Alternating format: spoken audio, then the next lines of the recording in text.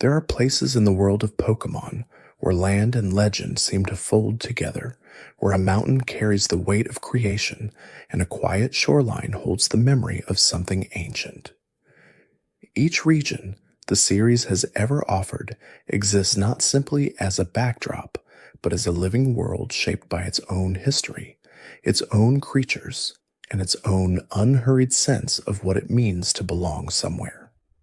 These are the regions of Pokémon, drawn from island chains and mountain passes, from industrial cities and open plains. And before we drift off any further, consider subscribing to join the Cozy Club, and let me know where in the world you are watching from tonight. What follows is not a journey through battles or competition, but something slower. A walk through each region in turn, through what it felt like, what it contained, and what it quietly meant.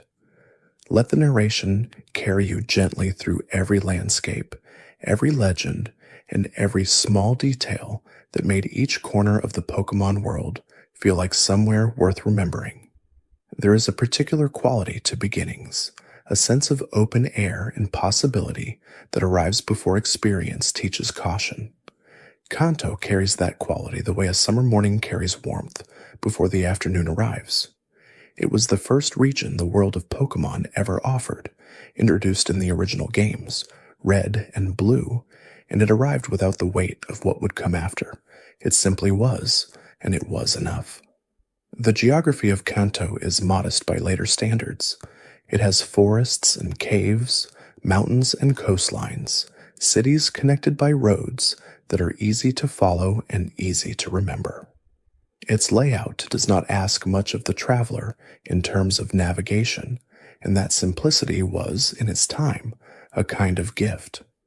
The world felt manageable and knowable, the kind of place where a young trainer could believe they had understood the whole of it before they had even reached the end. Pallet Town sits at the southern edge of Kanto, a place so small it barely registers as a town at all. 2 houses, a research laboratory, and a patch of tall grass that serves as the beginning of everything. The professor who lives there gives you a Pokémon and sends you out into the world with very little else, and somehow that sparseness is exactly right. It says, without saying it directly, that the world ahead is larger than any instructions could prepare you for. The route from Pallet Town northward takes a traveler through Viridian City and into the deep shade of Viridian Forest, a place that feels older than the roads that pass through it. Bug-type Pokémon move through the tall grass, and caterpillar-shaped creatures cling to the low branches. The forest has a quiet weight to it, the sense that things have been living here longer than trainers have been passing through, and that they will continue doing so long after. Cerulean City arrives after that, a coastal town on the northern edge of the region, and somewhere beneath the waves nearby lies a cave that players were told about long before they could enter it. Cerulean Cave was sealed away until the journey was nearly finished, until a trainer had proven themselves against the Elite Four and earned the right to face what waited inside. What waited inside was Mewtwo, a creature born not from nature, but from ambition, from the attempt to take what was greatest about Mew and make it more powerful still. The cave itself felt like a held breath. Kanto was also the first region to give the world Team Rocket, a villainous organization whose goals were not cosmic but criminal. They did not want to reshape the universe or flood the world or restart time. They wanted money and control, and they used Pokémon to pursue those goals with a kind of casual cruelty that felt genuinely unsettling within the frame of the series. Giovanni, their leader, was also the final gym leader in the region, a detail that gave the story an unusual weight when it was finally revealed. The gym leaders of Kanto each occupied a corner of the region in a single type of Pokémon, and they stood as milestones rather than obstacles. Defeating one meant earning a badge, and earning badges meant moving forward, and moving forward meant seeing more of a world that was always a little larger than it first appeared. 8 badges, 8 milestones, and then the road that climbed toward the Indigo Plateau and the Elite Four waiting there in the final chambers. Scattered through the region were creatures that existed outside the reach of most trainers during a first playthrough. The 3 legendary birds, Articuno, Zapdos, and Moltres, had made their homes in places that required real effort to reach. Articuno rested in the ice-locked depths of the Seafoam Islands, tucked away at the southern edge of the region. Zapdos waited inside the abandoned power plant, a building that hummed with residual electricity and felt like something had once gone wrong there. Moltres lived near the peak of Victory Road, close to the ending of the journey but offset from it, as though the mountain had kept it for itself. The original 151 Pokémon that called Kanto home were varied enough to feel like a complete world. There were creatures that looked like real animals, and others that had been drawn from myth or machinery or sheer imaginative reach. There was a creature made entirely of gas, and another that looked like a set of keys, and another that was simply a round pink thing that sang until its enemies fell asleep. This variety, presented without explanation or apology, established something important about what Pokémon was. It was a world where almost anything might be alive, and where the act of noticing what was alive was itself a kind of adventure. Pokémon battles arrived fully formed in Kanto, with the turn-based system that would define the series for decades. Trading existed from the beginning as well, the requirement that certain Pokémon could only evolve if they were sent to another player's game first. This created bonds between players, a social dimension that no single game could contain on its own. Kanto understood, even then, that some things are better shared. Evolution, the transformation of one creature into a stronger and often visually transformed form, was present from the first root and the first Pidgey that could eventually become something capable of carrying a trainer across a long distance on the wind. The sense that your partners were growing, that they were becoming more than they had been when you first found them, gave the journey an emotional texture that pure competition could not have provided on its own. Kanto has appeared more often than any other region in the history of the series. It returned in the second generation as the second half of a journey that began in Johto, allowing players to travel from one world into the other as though crossing a border between memories. It received a full remake in the third generation, rebuilt with the tools that development had since produced. It appeared again as the setting for an entirely different kind of game, one focused on catching rather than training, on walking through a world that looked remarkably like the real one, and it returned once more in a later pair of games that rebuilt its roads and filled its buildings with new light. That recurring return is not simply nostalgia, though nostalgia is certainly part of it. Kanto was where the series learned what it was. Every design decision that defined Pokémon across generations began here, in the small towns and tangled roots of a region that never asked to be the foundation of anything. It simply built itself and let the world decide what to make of it. What the world made of it was a beginning that has never quite ended. Johto is a region that holds its traditions carefully, the way an old house holds the warmth of everyone who has ever lived inside it. It was the second region in the series, introduced in Gold and Silver, and it arrived with a different energy than Kanto had offered.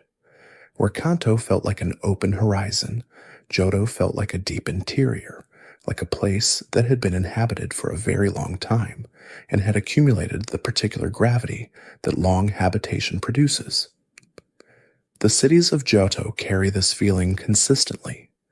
Ekrutake City, positioned near the center of the region, is built around two towers that face each other across a divided road, and the history of those towers is long enough to reach back before the games began. One burned long ago in a fire that was never fully explained, and what lived inside afterward was shaped by that catastrophe into something neither ordinary nor comfortable. The other tower remained intact, and what waited at its peak was something that belonged to the sky rather than the earth. The legendary Pokémon of Johto expressed something that no region before had tried to express quite so clearly. Ho-Oh, the rainbow bird who rested at the top of the brass tower, was connected to themes of resurrection and life renewed, a creature whose feathers were said to bring happiness to those who found them. Lugia, who lived deep beneath the ocean near the Whirl Islands, represented the inverse of that, something enormous and oceanic and fundamentally apart from the human world, guarding what it contained rather than offering it. The three legendary beasts emerged from the mythology of that ancient fire. Raikou, Entei, and Suicune were said to have been reborn from Pokémon who perished in the burned tower, given new life by Ho-Oh, and sent out into the world to wander. They could be found running through the tall grass of Johto, appearing briefly and then disappearing before most encounters could conclude, and chasing them across the region became its own kind of story. Suicune, in particular, developed over time into a creature with a distinct narrative presence, appearing at specific locations in the landscape before finally allowing itself to be approached. Johto introduced time in a way that Kanto had not attempted. The in-game clock tracked the actual passage of hours and days, and the world changed in response. Certain Pokémon only appeared in the morning, others only at night. Shops changed what they stocked. Events that could only be witnessed in the evening could not be seen during the day, and the moon rose and set on a schedule that matched the real world outside the game. This was a profound shift in how the series felt to inhabit, because it made the world feel like it continued existing whether or not a player was present. Breeding was introduced in Johto as well, the ability to leave two compatible Pokémon at a daycare and return later to find an egg waiting. The egg would hatch into a baby Pokémon, small and new, with a lineage that could be traced back through the pair that had produced it. This added an entire dimension to how players related to their teams, allowing them to raise creatures from the very beginning of their lives rather than only encountering them already formed in the wild. The ruins of Alph lay to the south of Johto, in a valley below Violet City, and they contained something the series had not tried before. The unknown were Pokémon shaped like the letters of an alphabet, and the ruins housed sliding puzzles built around their forms. Solving the puzzles caused unknown to emerge from hidden chambers in the walls. What the unknown meant within the larger mythology of the series remained open, connected by implication to the creation myth that would not be fully articulated until a later generation, but present in Johto as a whisper of something older than the games themselves. The friendship mechanic deepened in Johto, making the relationship between a trainer and their Pokémon feel more consequential. Certain evolutions now required a high friendship stat rather than a simple level threshold or a particular item. Eevee could become Umbreon or Espeon, depending on whether you evolved it at night or during the day, with a strong enough friendship bond, a detail that made the evolution feel earned in a way that was less about power and more about relationship. Togepi, given to the player as an egg at the beginning of the adventure, would only evolve when it had been cared for well enough. Cross-generation evolutions arrived in Johto, giving creatures from Kanto new paths forward. Onix could become Steelix if it traded while holding a specific item. Slowpoke could branch into Slowking under the right circumstances. Porygon could evolve further. Scyther could become Skyzor. These evolutions acknowledged the creatures of Kanto as part of a living world that continued to develop, that had not finished producing possibilities simply because the original games had ended. The connection between Johto and Kanto was made literal when the main story of the second generation concluded. Rather than rolling credits and ending, the game opened a new section of the world to the north, an underground passage that led back to the region where the series had begun. Kanto waited there with its gym leaders and its landmarks, altered slightly by time, the same but different in the way that returning to a familiar place after years away always reveals changes you had not anticipated. At the peak of Mount Silver, at the boundary between the two regions, the previous protagonist waited in silence, training without explanation or fanfare, and the battle that followed was the most demanding in the game. Johto demonstrated something important about what Pokémon could be when it committed fully to the idea of a world with history. Every temple and tower in the region carried a story that predated the player's arrival. Every legendary creature was embedded in a mythology that felt genuinely earned rather than invented for narrative convenience. The region asked the player to move through it not as a conqueror, but as a visitor, someone passing through a place that would continue to exist after they had gone. Hoenn arrived in the third generation with a different kind of air, warmer and more open, carrying the particular atmosphere of somewhere that had grown up near the water and never moved far from it. It was introduced in Ruby and Sapphire, and it felt from its first root like a region that had been drawn by someone who loved the ocean in the specific way that people love things. They have lived beside their whole lives. The geography of Hoenn is shaped by water in a way that no previous region had been. More than a third of its surface is ocean, and the routes that cross that ocean are long and open, traversed on the backs of Pokémon who had been taught to carry trainers across the waves.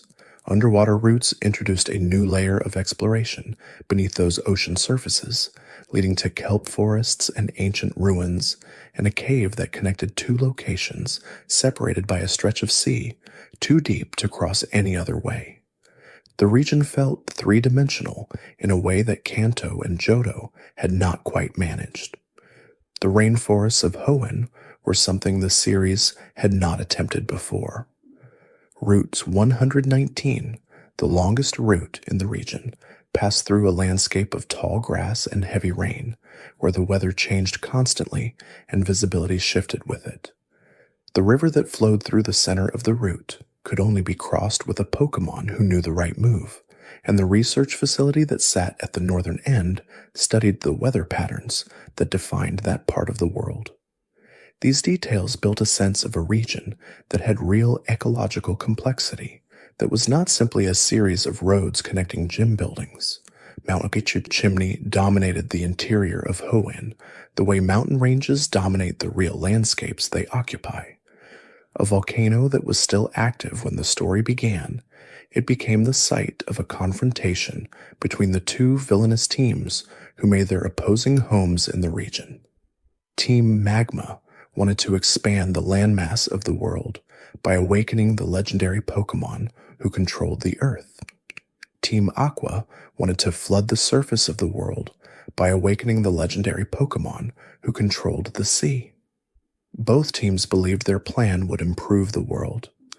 Neither plan, if completed, would have improved anything for any creature currently living in it. Groudon and Kyogre were the anchors of that conflict, enormous beyond most comparisons, ancient beyond any single generation's memory. Groudon could part the clouds and let sunlight reach the earth without interference. Kyogre could summon rain that would not stop until the ocean had claimed the land. Rayquaza existed above them both, living in the stratosphere, coming down only when called by specific ancient songs, and when it came, it was the only power sufficient to end what Groudon and Kyogre had begun between themselves. The story of Hoenn was the first in the series to involve a genuine apocalyptic threat managed not by a legendary of pure goodness, but by a balance between forces that were neither good nor evil in themselves. The conflict was ecological rather than moral, about elemental powers that had no interest in human categories of right and wrong. And that made it feel genuinely different from the Team Rocket conflict in Kanto or the tower mythology in Johto. Abilities were new to the series in Generation 3, passive traits that each Pokemon species carried into battle and that could shift the dynamics of any encounter in unexpected ways. A Pokemon might clear away weather conditions when it entered battle, or ignite a permanent harsh sunlight, or raise the power of moves of a particular type. These abilities added a layer of strategic depth that had not existed before, making team building more complex and more interesting. Double battles were also introduced in Hoenn, requiring 2 Pokemon on each side of the field simultaneously.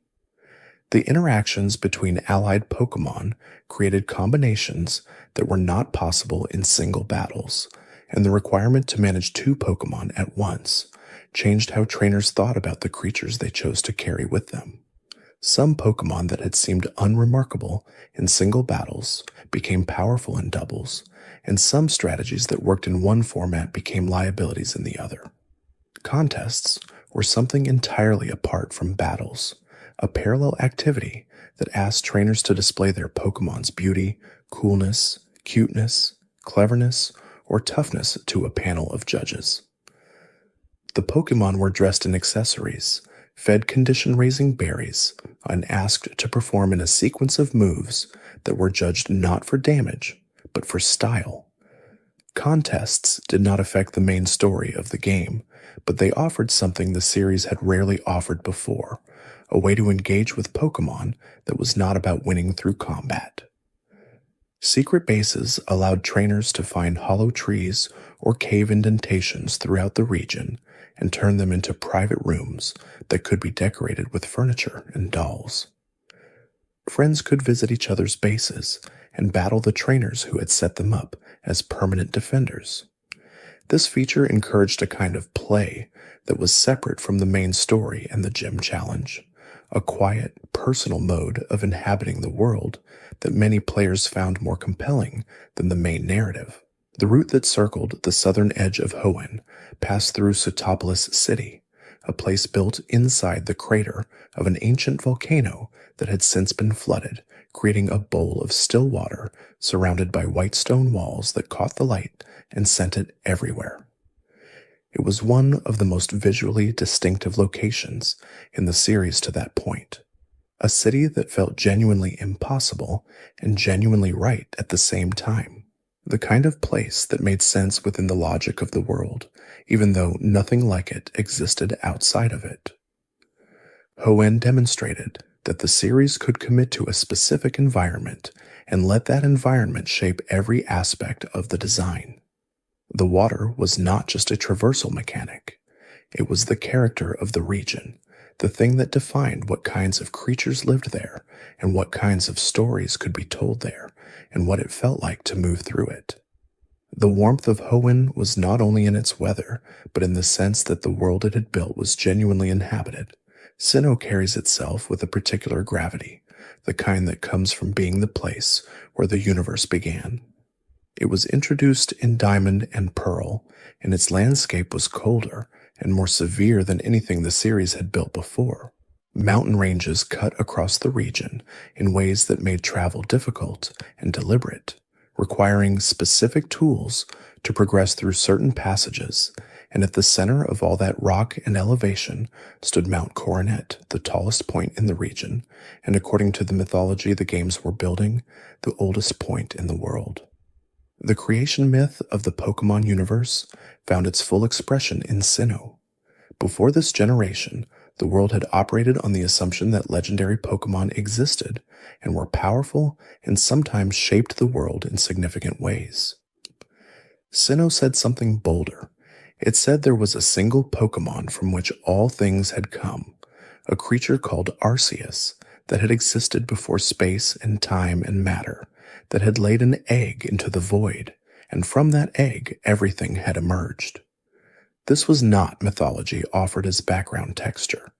It was placed at the center of the region's story in a way that gave every other legendary Pokemon a context they had not previously had. The Lake Guardians lived in 3 separate lakes across the Sinnoh landscape, one in the north, one in the south, one in the east, and each held a quality of consciousness. Uxie carried knowledge, Mesprit carried emotion. Azelf carried willpower. They were small creatures, barely visible in their dark lake caves, but their presence anchored the region's philosophy. A world without knowledge is not a world at all. A world without emotion is not one worth inhabiting. A world without willpower cannot move forward. Sinnoh understood that these three things together constitute the minimum requirement for meaningful existence. Dialga and Palkia governed time and space respectively, enormous dragons that did not typically appear in the same place, and whose interaction, when forced, produced instabilities that threatened the fabric of everything. Giratina existed as the antimatter counterpart to both, banished to a dimension that lay beside the regular world like a shadow beside the object that creates it. The distortion world where Giratina lived was a place with no consistent gravity, where surfaces existed at impossible angles and movement felt like it was operating under different physical laws. Team Galactic was led by Cyrus, a man who had concluded that human emotion was the source of all conflict and that the best solution to conflict was the elimination of everything, including the universe, and the creation of a new one without the capacity for feeling. His plan was articulate and internally consistent in the way that certain kinds of catastrophic thinking is, and it made him one of the more genuinely unsettling antagonists the series had produced.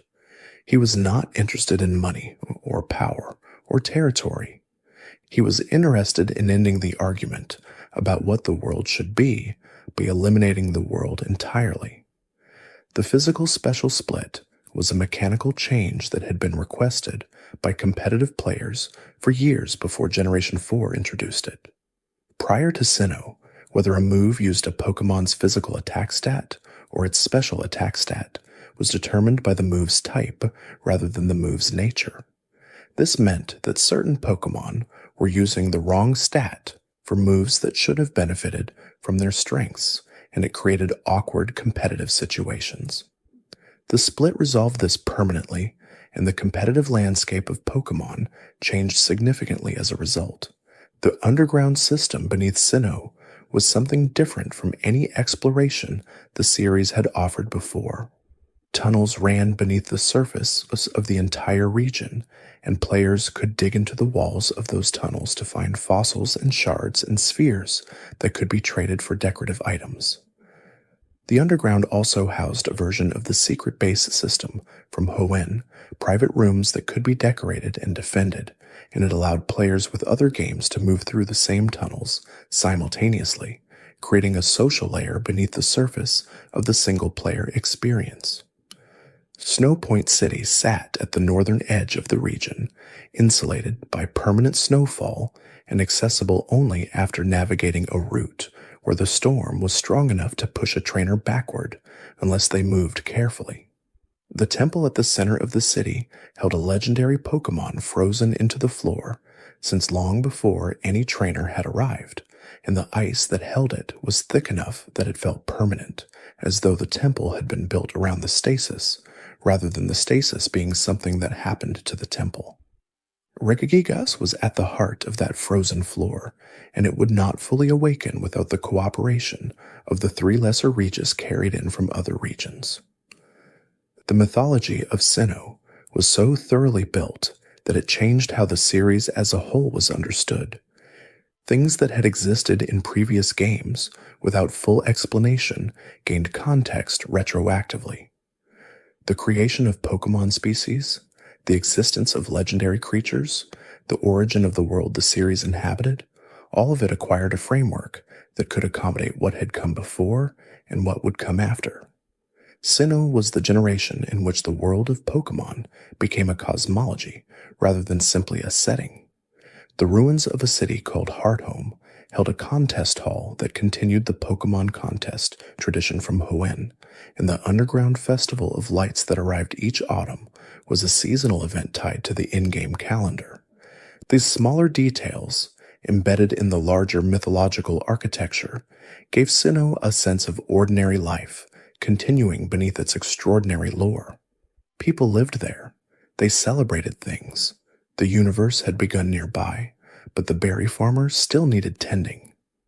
Unova arrived in black and white with a particular sense of purpose, as though the designers had decided that the series needed to begin again without abandoning what it had learned.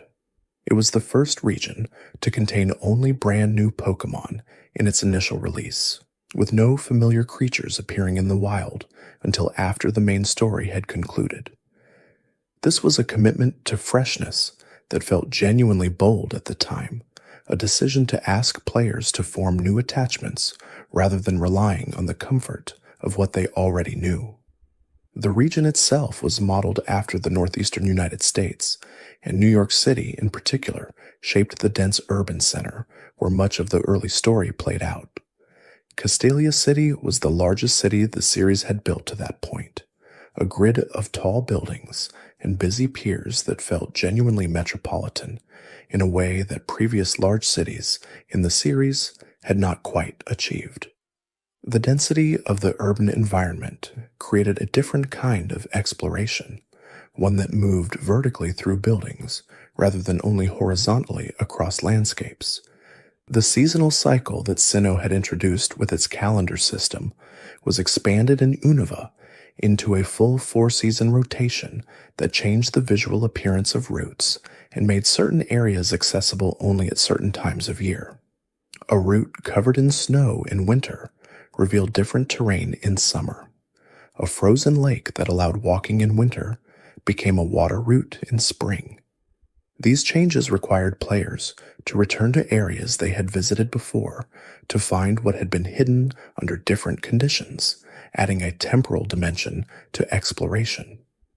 The story that Black and White told was more complex in its moral framing than anything the series had previously attempted.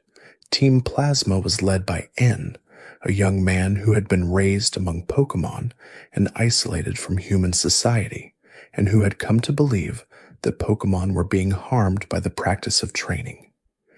His argument was not without substance. He was asking whether the relationship between humans and Pokémon was genuinely one of partnership or one of ownership, and the game was not entirely willing to dismiss his concerns as simply villainous. Reshiram and Zekrom, the legendary Pokémon at the center of the conflict, represented truth and ideals respectively, and they bonded with trainers who embodied those qualities rather than simply being the most powerful or the most worthy. This framing made the legendaries feel like they were choosing rather than being caught, which shifted the power dynamic of the relationship between legendary Pokémon and the trainers who sought them. The Dream World was an online feature that connected to the main game and allowed players to find Pokémon with hidden abilities, passive traits that their species did not normally possess. These hidden abilities opened new competitive strategies and gave familiar Pokémon unexpected new dimensions. A Pokémon that had been reliable but unremarkable might become genuinely formidable with an ability that no other member of its species could ordinarily access. The Battle Subway was a continuous battle facility housed in a train that moved through tunnels beneath the Unova region, and its aesthetic was a deliberate reflection of the real subway systems the region had been modeled after. Defeating long strings of trainers in single or double battle formats earned points that could be exchanged for items, and the facility's demanding difficulty kept experienced players engaged after the main story had concluded. Pokémon Black 2 and White 2 followed as direct sequels, the only direct numbered sequels the series has produced. They were set in the same region 2 years after the events of the original games, and they showed the consequences of what had happened. Some parts of the world had changed. Characters who had been central to the first games were aged and altered. New areas had opened in the north that had been inaccessible before, frozen solid by the legendary Kyurem, until the events of the sequel allowed the ice to thaw. Unova also held the Pokémon World Tournament, a facility that invited gym leaders and champions from every previous region in the series to compete against the player in organized brackets. This created a meta-narrative moment where all the regions the player had ever experienced existed simultaneously in the same space, their characters sharing a building and a tournament schedule, and the particular energy of experts gathered to test each other. The bridge that connected Nakreen City to Castalia City was one of the longest bridges in the series, stretching across a wide stretch of the Unova landscape with nothing beneath it but open air and the faint suggestion of water far below.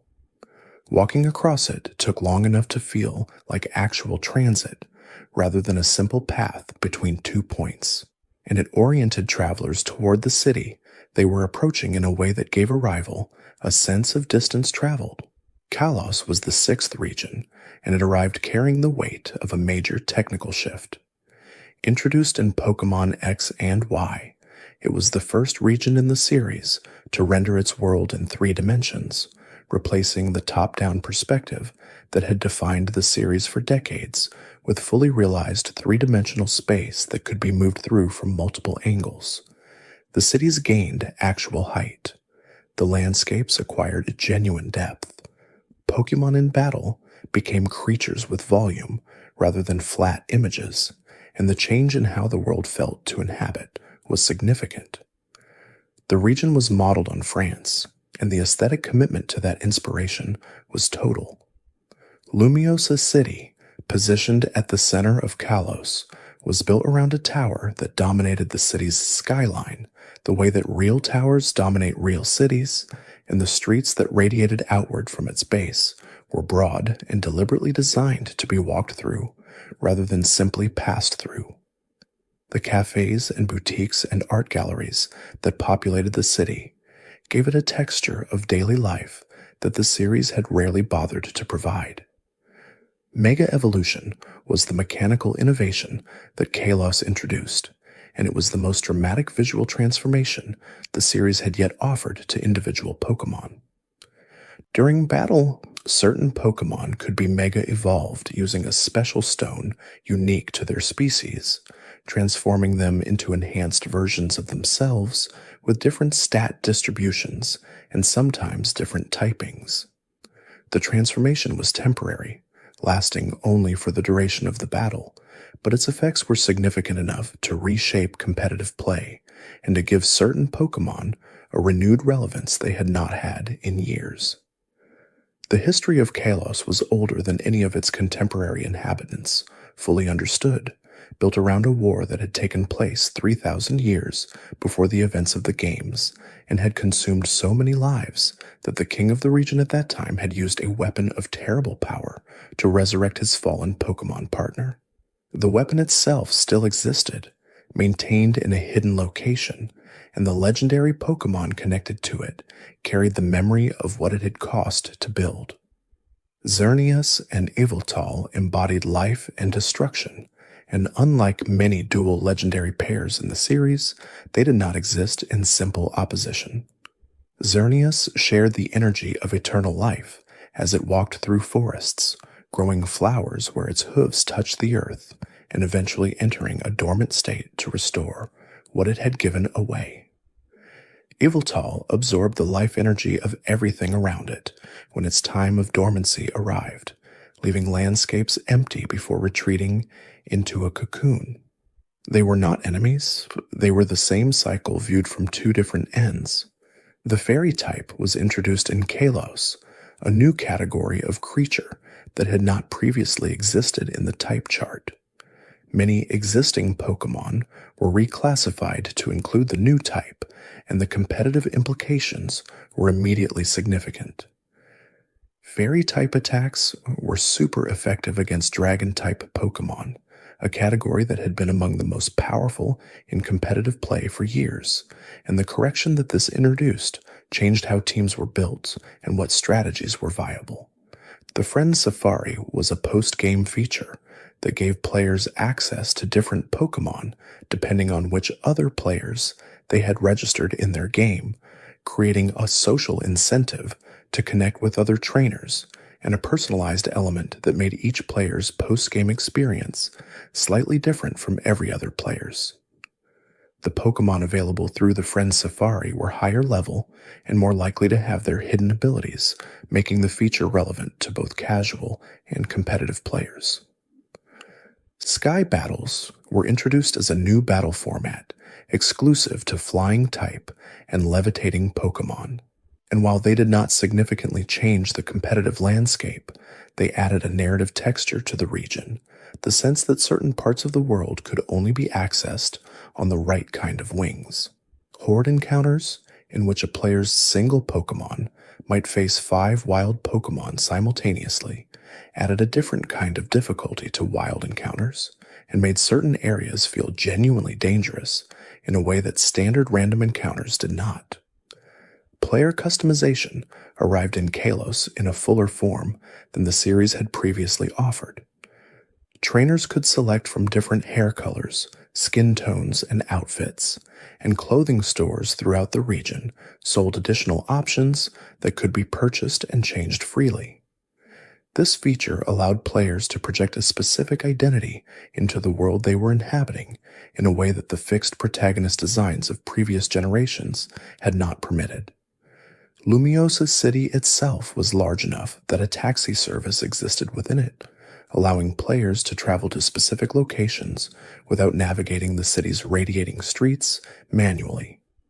This detail, small as it was, made the city feel genuinely large in the way that real large cities feel large, not because you have to walk across all of them, but because you understand that the option of a taxi means the walking would otherwise be significant. The city also had a rotating central tower that contained multiple floors of activities and rewards, and its light at night could be seen from the routes that surrounded it. Alola was a departure in tone, as much as in geography. The 7th region, introduced in Sun and Moon, was built from a chain of tropical islands and filled with a warmth that was both literal and atmospheric, a sense that the world here moved at a slightly different pace, that the relationship between people and Pokémon operated on slightly different terms than it had in every previous region. The island chain consisted of 4 main islands: Melamela, Akala, Ula Ula, and Pony. Each had its own character and its own resident kahuna, a guardian whose authority in the region derived from the legendary Pokémon who had chosen them rather than from any institutional structure. The gym system that had organized every previous region's progression was replaced entirely by the Island Challenge, a series of trials spread across each island, culminating in a battle against a totem Pokémon whose size and power had been enhanced by the island's guardian creature. This structural change was not simply mechanical. It expressed something about how Alola understood the relationship between the human world and the Pokémon world. In regions with gyms, trainers proved themselves through a system of challenges that were fundamentally organized for the purpose of producing a champion.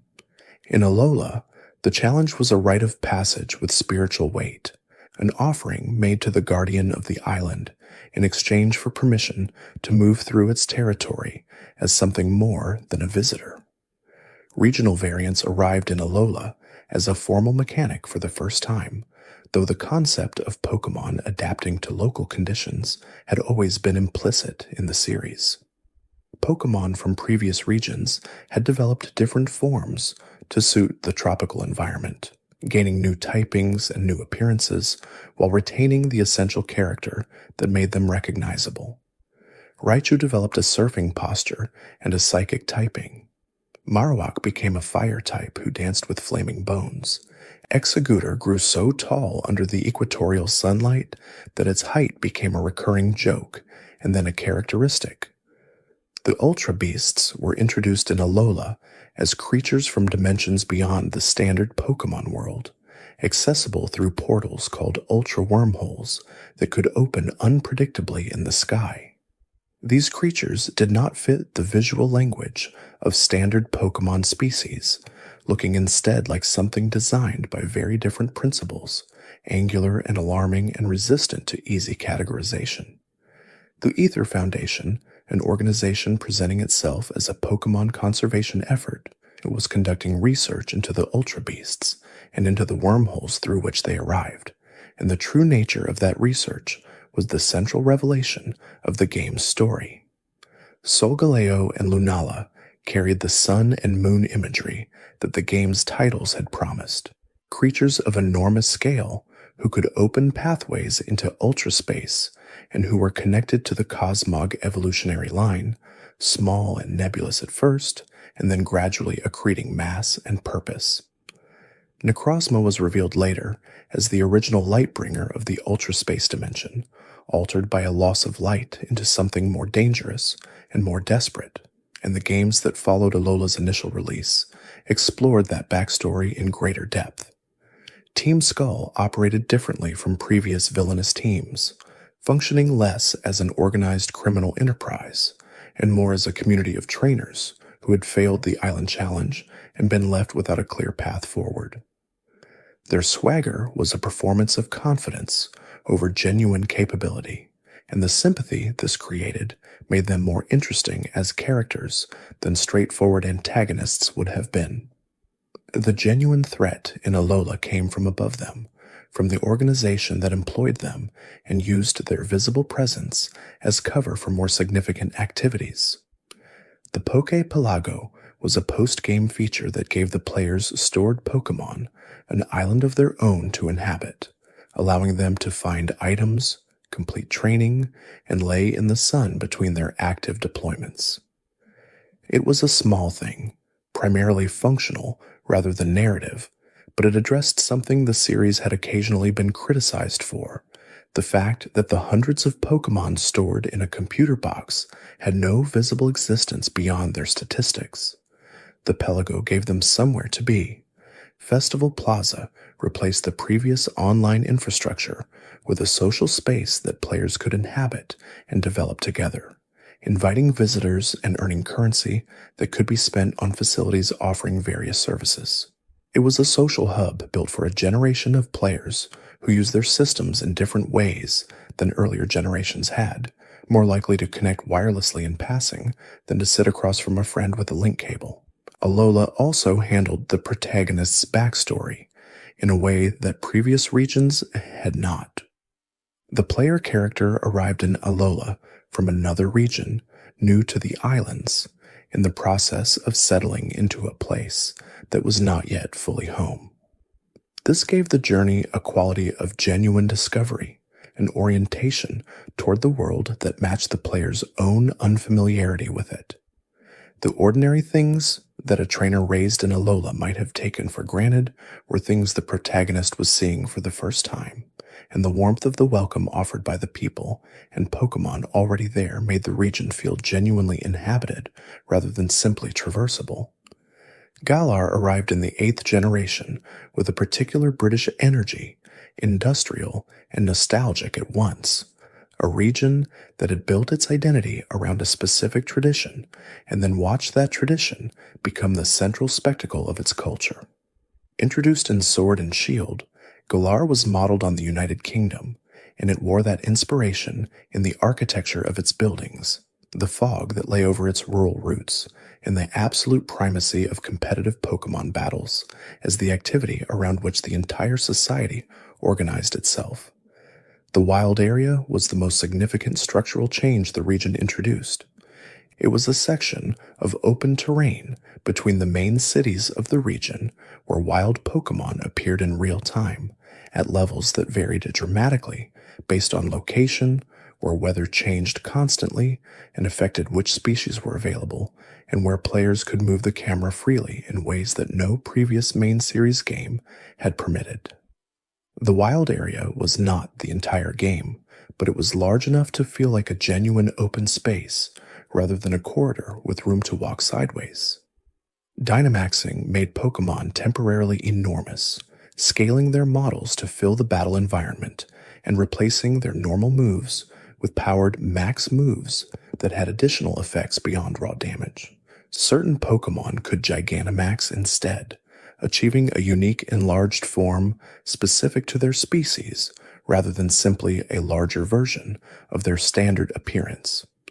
These battle transformations were tied to the energy that permeated Galar's landscape, particularly concentrated in specific locations called power spots, and the stadiums built over those spots had become the centers of the region's sporting culture. Gyms in Galar operated as genuine spectator events. Trainers entering a gym would walk into a stadium filled with supporters, dressed in a uniform provided by the gym, and face the gym leader in a battle that was broadcast to the public. This framing made the gym challenge feel like a genuine sport in a way that previous gyms had not, giving the encounters a theatrical quality beyond the simple puzzle and battle structure that earlier regions had used. The crowd noise and the announcer commentary made the victories feel public and consequential. The legendary Pokémon of Galar, Zacian, and Zamazenta were ancient creatures tied to the region's founding myths. Zacian carried a rusted sword in its mouth and was said to have defended Galar in an ancient crisis, its blade capable of cutting through anything. Zamazenta wore a rusted shield around its body and had turned aside attacks that would have destroyed the region it protected. The mythology did not specify what they had been protecting against, and that ambiguity was resolved as the game's story progressed and the threat became visible. Eternatus was the source of the Dynamax phenomenon, an extraterrestrial Pokémon that had crashed into Galar in the ancient past and whose energy had saturated the region's soil. It was the largest Pokémon in the series to that point, enormous in a way that made the concept of catching it feel genuinely implausible until the narrative created the circumstances that made it necessary. Chairman Rose, who led the Macrocosmos Corporation that controlled much of Galar's energy infrastructure, had planned to awaken Eternatus early, rather than wait for the energy crisis he believed was coming, and his plan created the crisis he had hoped to prevent.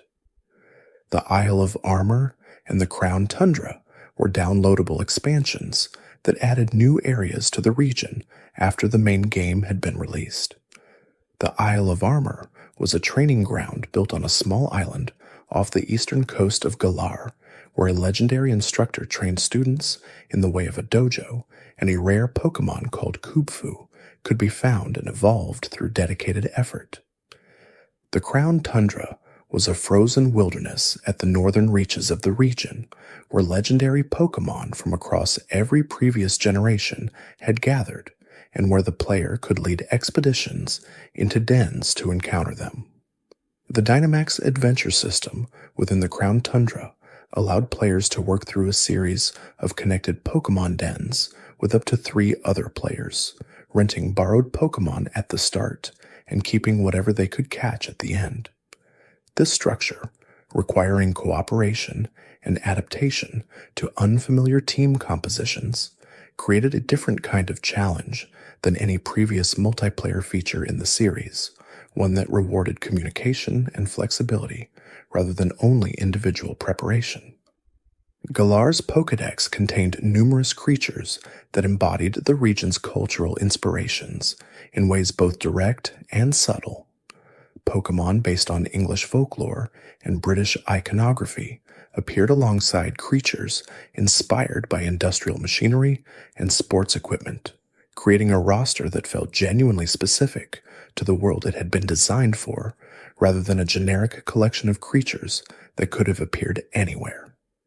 The camping mechanic allowed players to stop wherever they were in the world and set up a campsite where their active Pokémon would emerge and move around the space, responding to toys and to each other in ways that gave them visible personalities. Cooking at the campsite produced curries that could restore health and raise friendship, and the recipes varied in quality depending on the ingredients used and the care taken in preparing them. Camping was entirely optional, but it offered something the series had been building toward for generations: a visible, casual space where the relationship between trainer and Pokémon existed outside of battles and story events. Paldea brought the full open-world structure that the series had been approaching across multiple generations, arriving in Scarlet and Violet as a region where the boundaries between areas were absent, where the scale of the landscape was visible from almost anywhere within it, and where a player could theoretically go almost anywhere from the very beginning.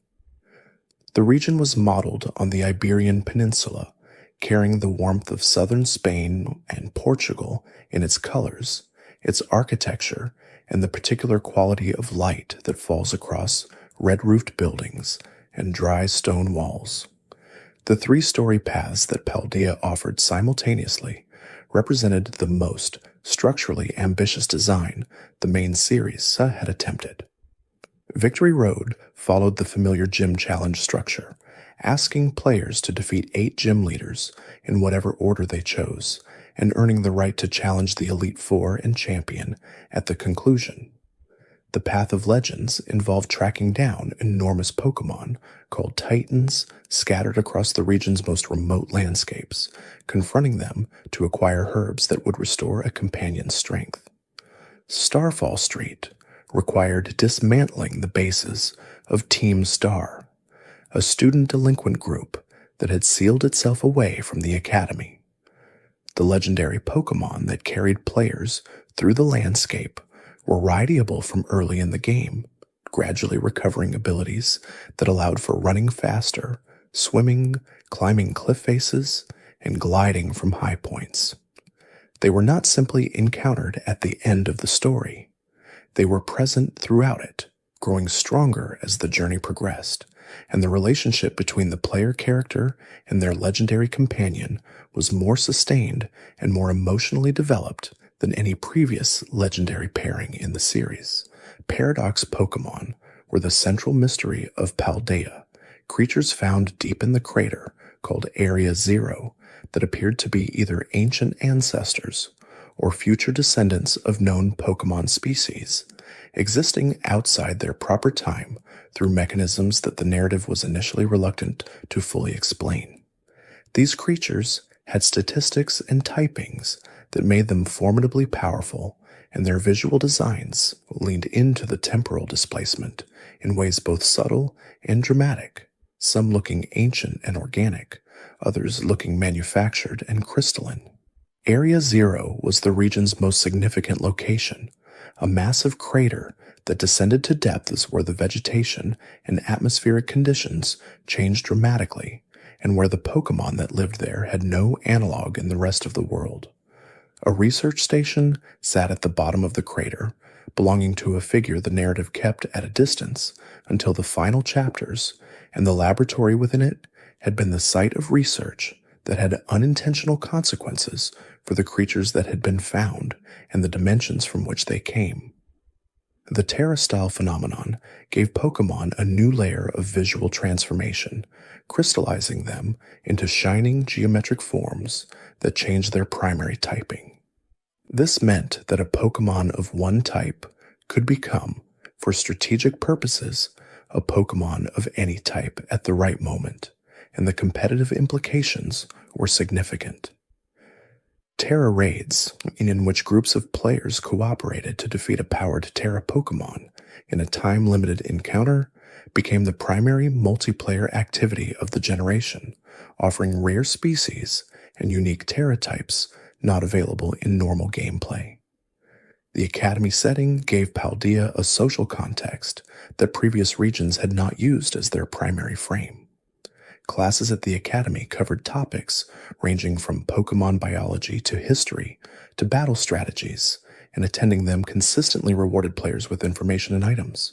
The teachers and staff of the Academy were among the most developed supporting characters the series had offered, and the student body that surrounded the player character included figures whose own stories were part of the regional narrative rather than incidental detail. The story beneath all three paths converged at Area Zero, and the revelation at its center concerned a figure who had understood something about the Paradox Pokémon that no one else had yet grasped, and whose efforts to pursue that understanding had changed the region in ways that would take years to fully understand. The emotional weight of that ending was heavier than most mainline Pokémon games had managed, not because of what was destroyed, but because of what had been intended and what had gone wrong despite the best of intentions. Paldea's open-world design brought freedoms that also brought challenges. The ability to go anywhere from the beginning meant that some encounters were significantly more difficult than others for a player who had not progressed in the expected order, and the game did not always communicate this clearly. But the freedom also produced moments that no previous game had offered, of cresting a hillside and seeing a legendary Pokémon moving in the distance, of following a river to discover that it ended in a waterfall with something interesting behind it, of simply standing on a promontory and looking out across a landscape that went all the way to the horizon. The regions of Pokémon are not simply locations where games take place. They are arguments about what a world can be and what kinds of stories a world can carry. Kanto argued that a world does not need to be enormous to feel complete. Johto argued that a world gains depth when it remembers what came before. Hoenn argued that a world shaped by a single dominant element, in this case water, can organize everything around that element and feel richer for the consistency. Sinnoh argued that mythology is not background decoration, but the ground on which everything else stands, that knowing where a world came from changes how every part of it feels. Unova argued that familiarity can become a constraint, and that beginning again with a fresh cast of creatures, a fresh landscape, and a genuinely complex moral question can produce something with more weight than nostalgia alone provides. Kalos argued that beauty is a legitimate design principle, that a world can be built for the pleasure of moving through it, rather than only for the utility of what it contains. Alola argued that tradition, when it is genuinely inhabited rather than performed, creates a sense of belonging that more mechanically innovative regions sometimes lack. Galar argued that competition, when it becomes culture, shapes everything, that a world organized around spectacle and sport has a specific character that no other kind of world produces. Paldea argued that freedom of movement, when genuinely implemented, changes not just how a world is traversed, but how it is understood, that a landscape seen from 100 different angles at 100 different moments of the journey is a different landscape than one experienced in a single prescribed sequence. These arguments are not mutually exclusive. They build on each other the way that chapters of a very long book build on each other, each one adding something that the previous chapters could not have contained and that the subsequent chapters will assume rather than explain.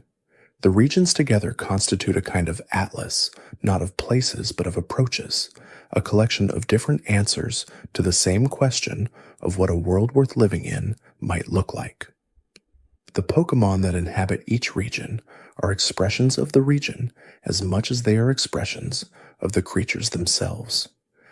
A Pokémon that feels natural in Hoenn's ocean roots would feel out of place in Sinnoh's snowfields, and the sense that each species belongs somewhere specific, that it has a habitat and a context, is part of what makes each region feel genuinely inhabited rather than simply populated.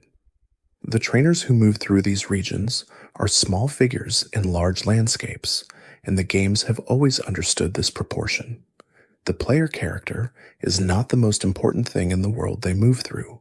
The world precedes them and will continue after them. The gym leaders and champions and professors and rivals who fill the background of each journey have their own lives and their own continuities, and the player's passage through the region is one season in a story that has been running longer and will run longer still. Each region has its recurring elements: the Pokémon Center with its pink roof and its nurse who heals without asking what happened, the Pokémart with its particular blue exterior and its shelves of supplies, the routes connecting each new location to the one before it and the one after. These constants are the grammar of the series, the elements that tell you where you are even when the specific content is new, and their presence makes the transition between regions less abrupt than it might otherwise be.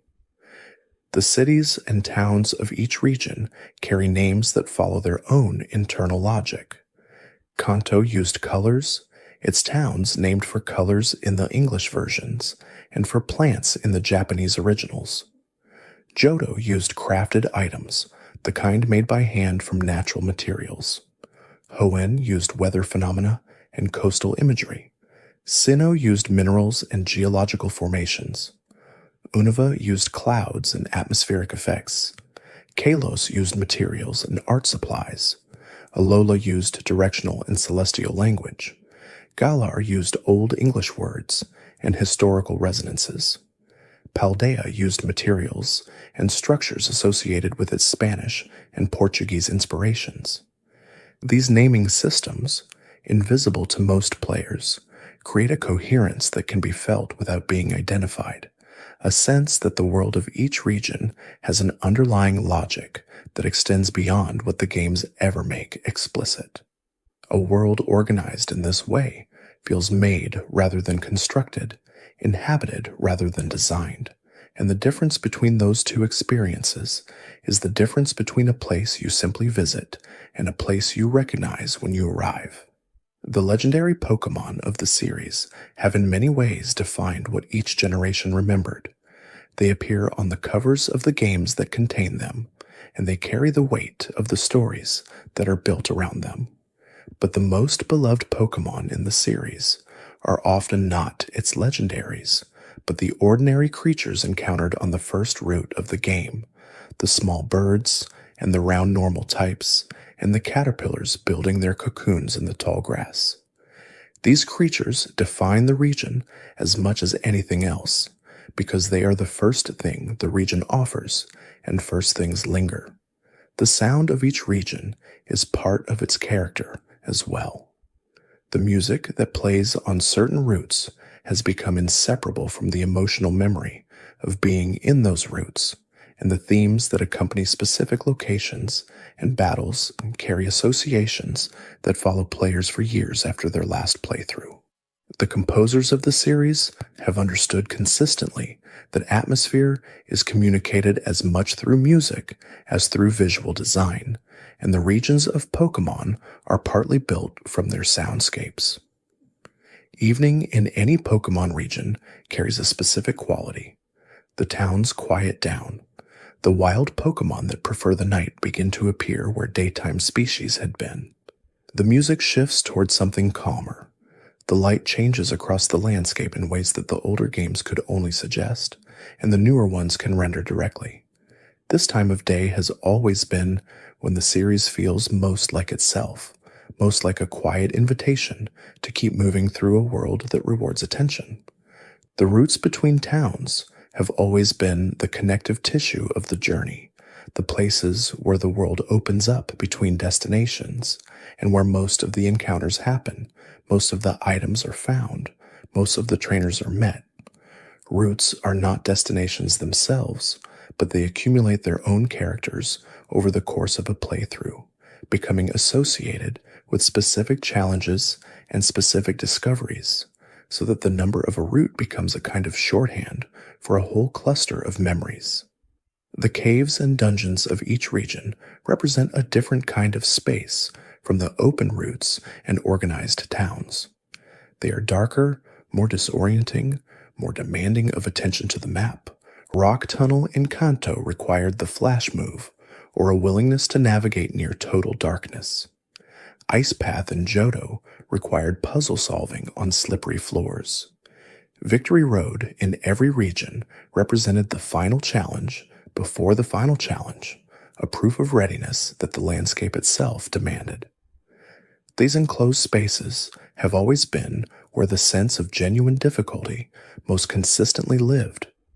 Water routes, present in every region to some degree but most thoroughly expressed in Hoenn, occupy a unique position in the geography of Pokémon.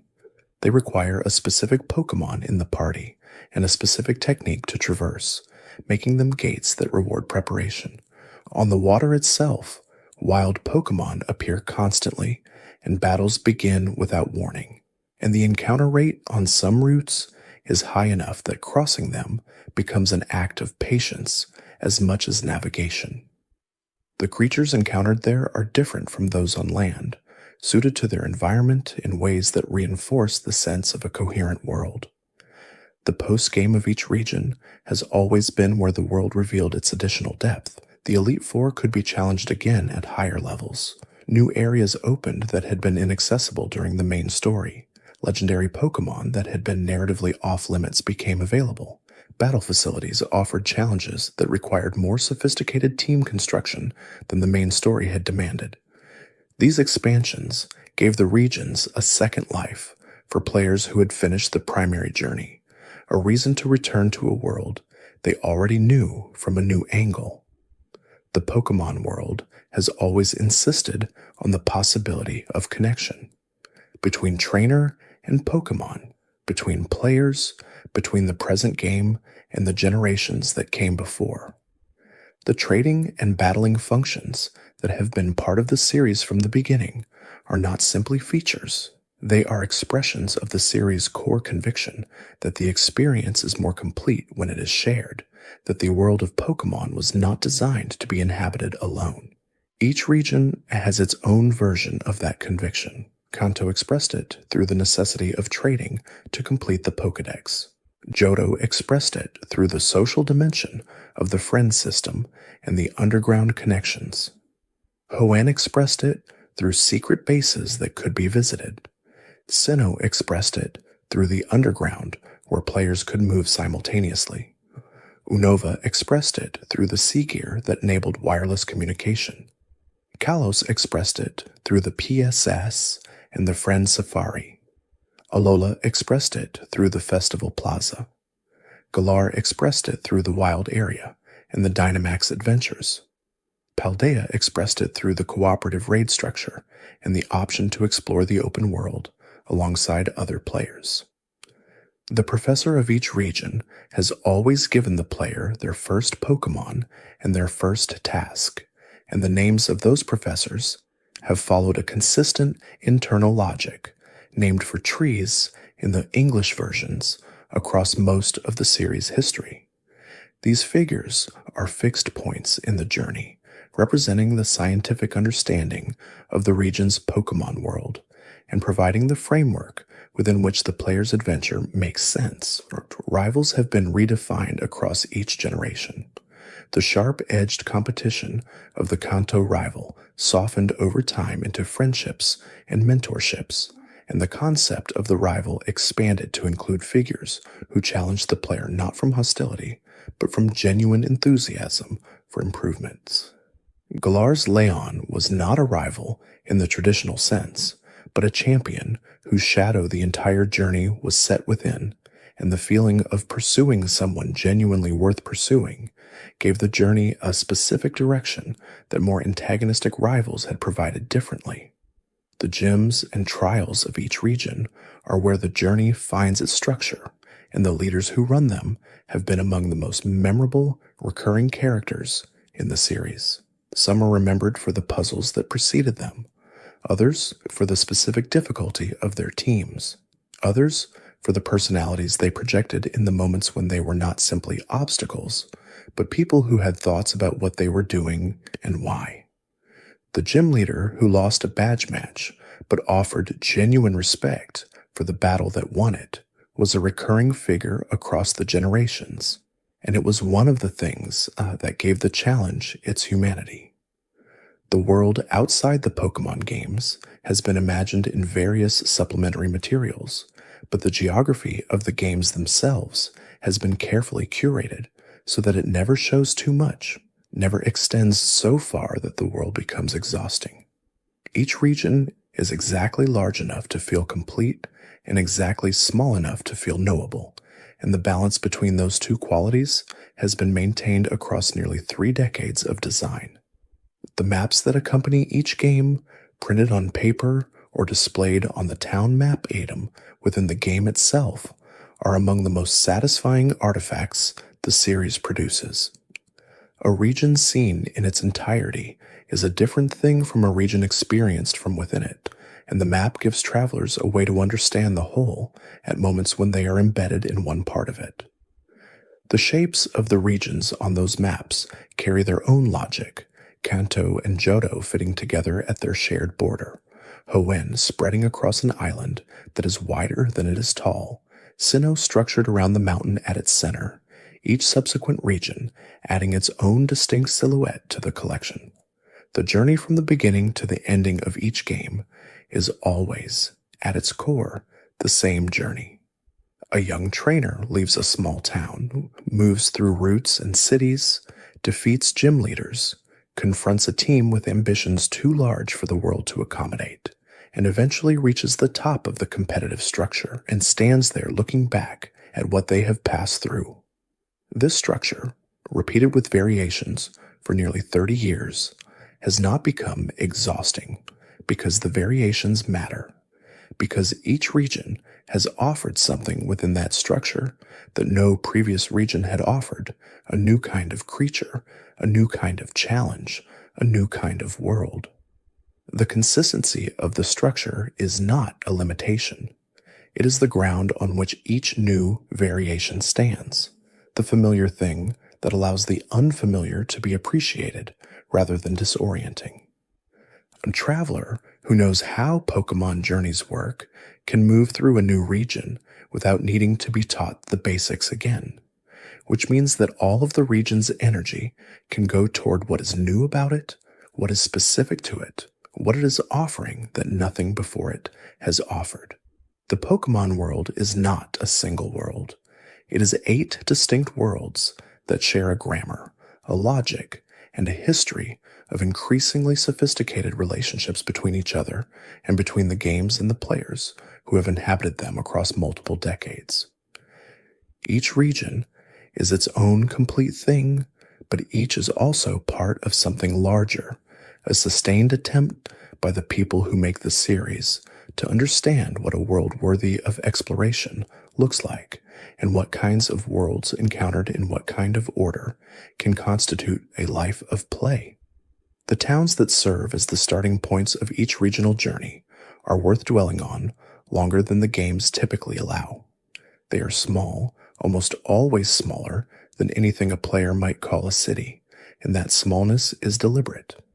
A journey has to start somewhere modest, somewhere that makes the wider world feel genuinely wider by contrast. The homes in those starting towns belong to people with quiet lives, who tend their yards and care for their Pokémon, and do not imagine that the person leaving through the northern gate this morning is about to do anything particularly significant.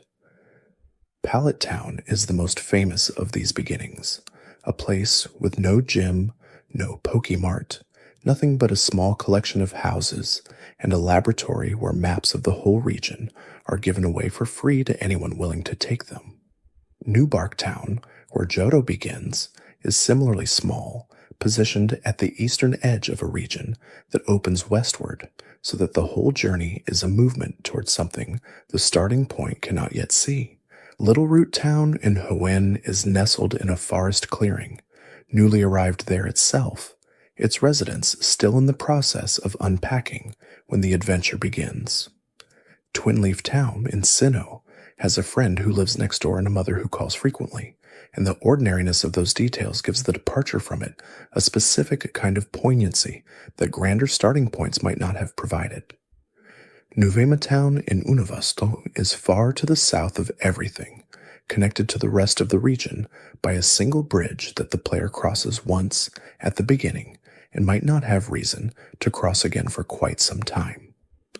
Vonneville Town in Kalos is accessible only by a narrow mountain pass, surrounded by peaks that make it feel tucked away, kept separate from the region's broader life by geography.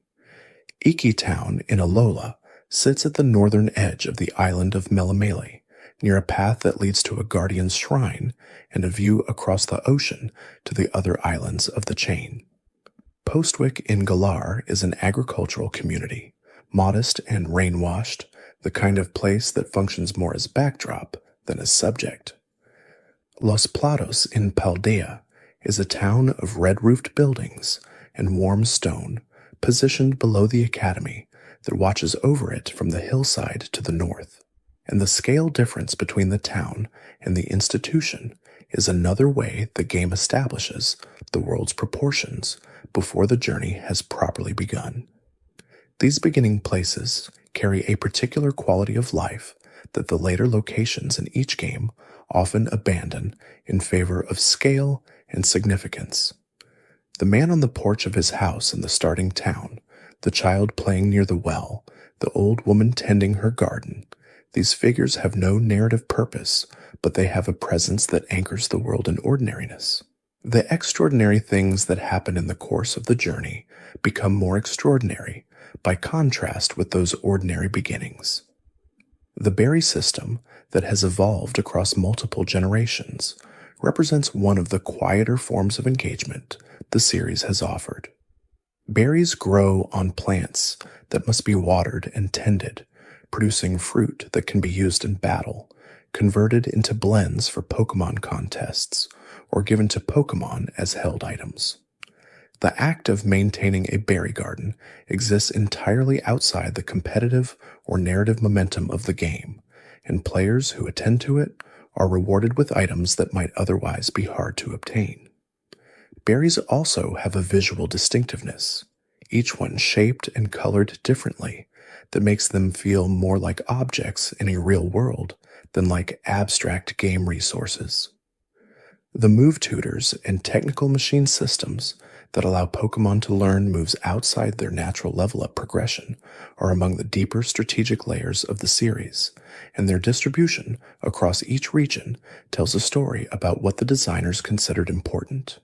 A move available in one region might not be available in another, making the moveset of a Pokémon trained in Hoenn different from the moveset of the same species trained in Sinnoh, and the cross-regional implications of these differences have occupied competitive players for decades.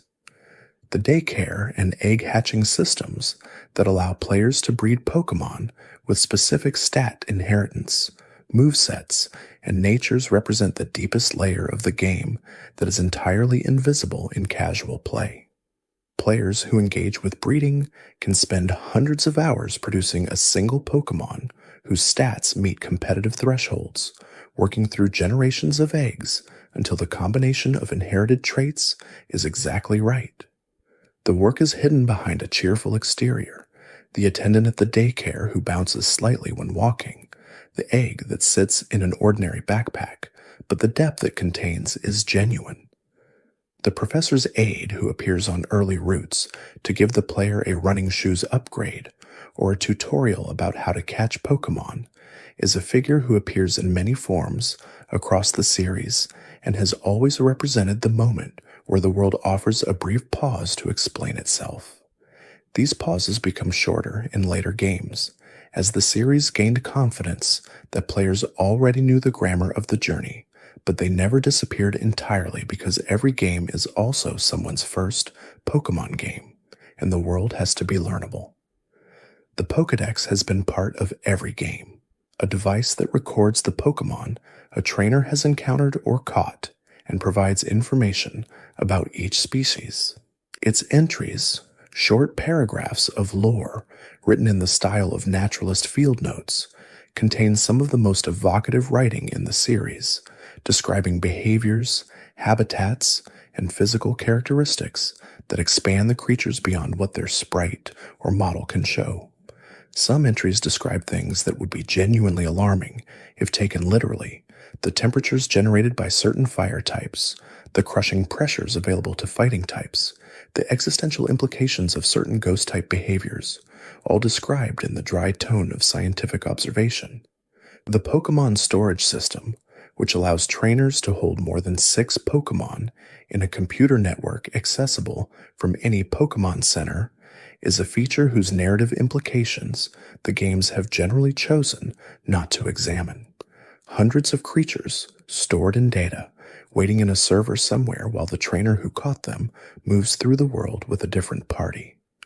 The games have occasionally acknowledged this, in small ways, with features that give stored Pokémon something to do in their absence, a pasture to roam in, a message that tells the trainer what mood they are in.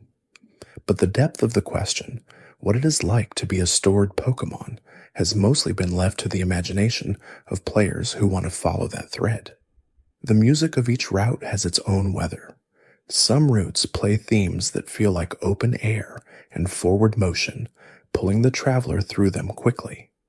Others play themes that feel like rain or fog, slowing the movement through them into something more exploratory. The relationship between the music and the visual design of each route is rarely accidental.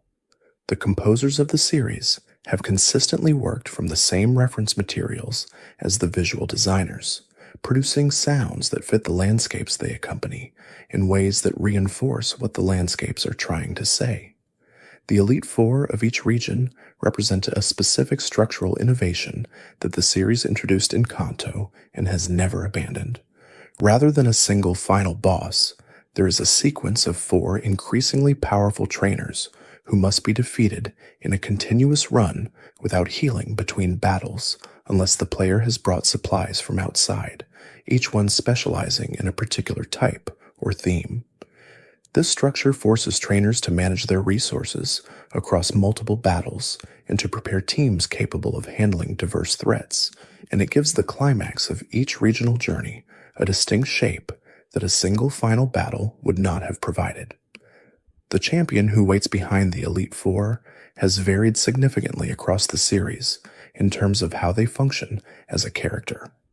Blue in Kanto is a rival who has already defeated the Elite Four by the time the player arrives, making the battle between them a reversal rather than a coronation.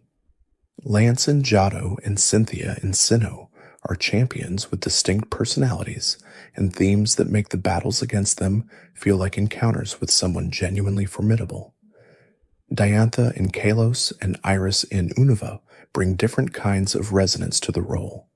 In recent generations, the champion battle has been integrated more thoroughly into the game's story, so that who the champion is and how they came to hold that position is part of the narrative, rather than simply a fact about the world. The sense of scale in each region has expanded consistently with the technology available to render it. Kanto's mountains were represented by a few pixels and the implication of height. Sinnoh's mountains were rendered in 3 dimensions for the first time in the remakes. Paldea's mountains can be climbed from base to summit and viewed from the peak in all directions. The world has grown not just in content, but in the capacity to feel like a genuinely physical space, and the effect of that growth on how the journey feels has been significant. The Pokémon that have appeared across multiple regions, migrating from their original homes or establishing populations in new environments, carry their own cross-regional histories. Certain species appear in almost every region, adapted to whatever conditions they find themselves in. Others are specific to a single region or a small group of related regions, making them genuinely special to encounter when returning to the part of the world they call home. This consistency and specificity together produce the feeling of an actual ecology, a world where creatures have ranges and habitats and reasons for being in the places they are in. The music that plays in the towns and cities of each region often becomes inseparable from the character of those places. Certain town themes have been arranged and rearranged across remakes and sequels, their core melodies recognizable across different instrumentation and different levels of technological sophistication. The Palette Town theme is perhaps the most famous of these, a piece of music that carries the particular emotional weight of beginnings, of something being about to start, of a world that has not yet revealed what it contains. The way the series has handled the passage of time between games, the aging of characters from one title to their appearance in sequels or remakes, has given the world a biographical dimension that pure setting does not typically have. The rival who was an obstacle in one game becomes a gym leader in a later one. The champion who seemed distant and powerful at the end of one journey appears as an ally or a cameo in a later title. These continuities remind players that the world of Pokémon persists between their visits to it that things happen there even when no player is present to observe them. The concept of a Pokémon professor, present in every mainline game and in many of the peripheral titles, is the series' primary expression of what scientific curiosity looks like within its world. These figures have devoted their lives to understanding Pokémon, and their research provides the frame within which each trainer's journey makes institutional sense. The Pokédex is their instrument, and completing it is a contribution to their work as much as a personal achievement, a gift of data returned in exchange for the Pokémon and the map that made the journey possible. The legendary Pokémon of the series exist at a different scale from ordinary species, not only in terms of power, but in terms of the kind of story they inhabit. Ordinary Pokémon are found in the grass or the water, or the caves, caught in ordinary Pokéballs, trained and evolved and carried forward. Legendary Pokémon occupy specific places in the world, single individuals rather than populations, encountered in caves or at mountain peaks or at the end of very long story sequences. They do not evolve because they have already become what they were going to be. They represent not the ongoing process of becoming that defines most creatures in the series, but the fixed points around which the world organizes itself. The relationship between legendary Pokémon and the regions that contain them is one of the deepest forms of world building the series has attempted. Each legendary creature is embedded in the lore of its region so thoroughly that removing it would change not just the story, but the geography, the ecology, and the mythology of the place. Kyogre is not simply a powerful water-type Pokémon. Kyogre is the reason the oceans of Hoenn exist in the configuration they do. Dialga is not simply a powerful steel dragon type. Dialga is the reason time flows in Sinnoh's universe at all. The seasons and weather systems that various regions have implemented represent attempts to make the world feel genuinely alive rather than static. A world where it is always the same weather, always the same time of day, always the same season, is a world that does not quite feel like a world.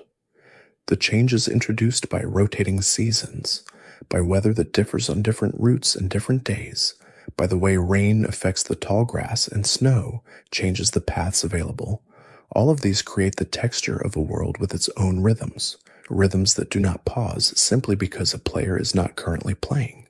The caves and mountains that separate different parts of each region are not merely obstacles, they are the conditions that produce the distinct characters of the areas they separate. A coastal city that has access to the ocean and is shielded from the interior by a mountain range has a different economy, a different culture, and a different relationship to its local Pokémon than a city on the inland side of the same range. The games do not always make these distinctions explicit, but the texture of difference between areas suggests that the designers understood them. The hidden items scattered throughout each region, findable only through the use of an item finder or by pressing a button in exactly the right location, represent a reward for attention and curiosity that operates entirely outside the main progression of the game. Some of these hidden items are trivially useful. Others contain rare materials that significantly affect what is possible for a trainer who finds them. The act of looking for them is its own kind of exploration, moving slowly through areas that might otherwise be passed through quickly, paying attention to the geometry of the spaces in ways that normal travel does not require. The fishing mechanics that appear in every region offer a different kind of encounter than walking through tall grass or surfing over water. A rod is cast, a bite is waited for, and the Pokémon that emerges when the line is reeled in is determined by the location and the quality of the rod rather than by anything visible in advance.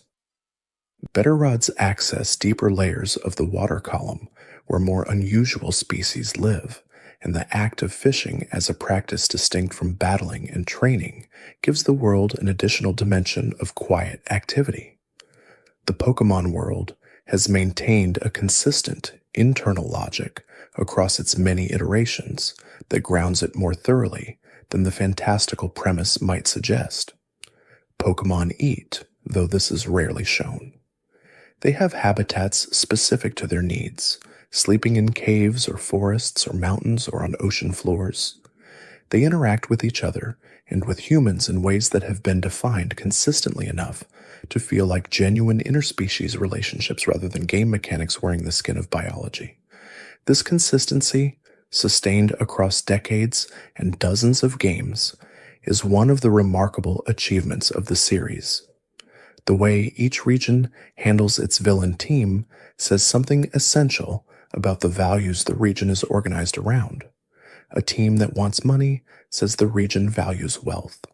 A team that wants power says the region values status. A team that wants to reshape the world says the region understands that power, at its most dangerous, is the power to decide what the world should become.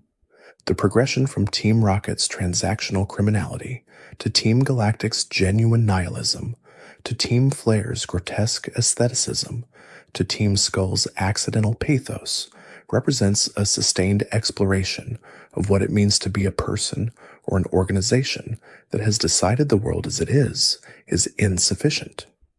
The relationship between competitive and casual play that the series has maintained is one of its most significant structural achievements. The games offer a surface experience that is manageable for very young players encountering Pokémon for the first time, a journey through a beautiful world with clear goals and achievable milestones. The same games offer, beneath that surface, a depth of strategic complexity that has sustained competitive communities for decades, communities whose engagement with the game is fundamentally different from the casual experience and yet entirely compatible with it. The legacy of each region, the way it lives in the memories of the players who experienced it, is a different thing from the region itself. Kanto in memory is not quite the same as Kanto on screen, because memory has been shaped by everything that came after, by the returns and the remakes and the decades of conversations about what made it significant. Each region exists in this doubled state, as the object experienced during play and as the memory produced by that experience, and the memory often reveals things that the object did not explicitly contain. The concept of home has always been present in the Pokémon journey, even when it has not been examined directly. Each region has a place that functions as home for the player character, a small house with a bedroom and a mother who waits and worries and sends items through the mail system that is somehow always operational regardless of the catastrophic events unfolding in the world beyond the front door. This domesticity, maintained alongside the grandeur of legendary encounters and world-threatening conflicts, gives the journey an emotional grounding that purely epic narratives often lack. The mother in particular is a figure who deserves more attention than the games typically give her. She is present at the beginning of every journey, sending the trainer off with a word of encouragement or a piece of practical advice, and she is there when the game is saved and the console is turned off, a continuity in a world that would otherwise feel suspended between sessions. In some games, she takes the money earned in battles and deposits it for safekeeping.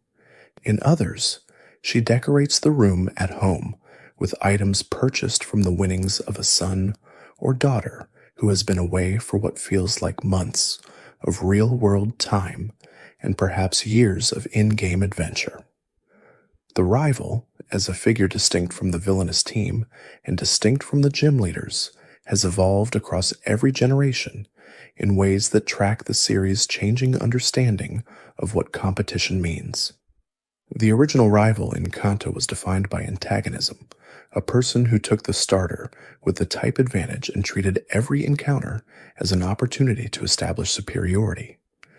Later rivals were friendlier, more interested in mutual improvement than in establishing hierarchy, and the most recent rivals have been so supportive as to function more companions than as competitive obstacles.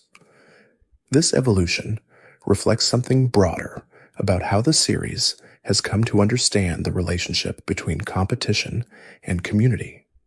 The Pokemon Storage System professor, Bill in Kanto, serves as an early example of the series' willingness to place eccentric scientists throughout the world, figures who have devoted themselves to singular projects and live with the consequences of that devotion.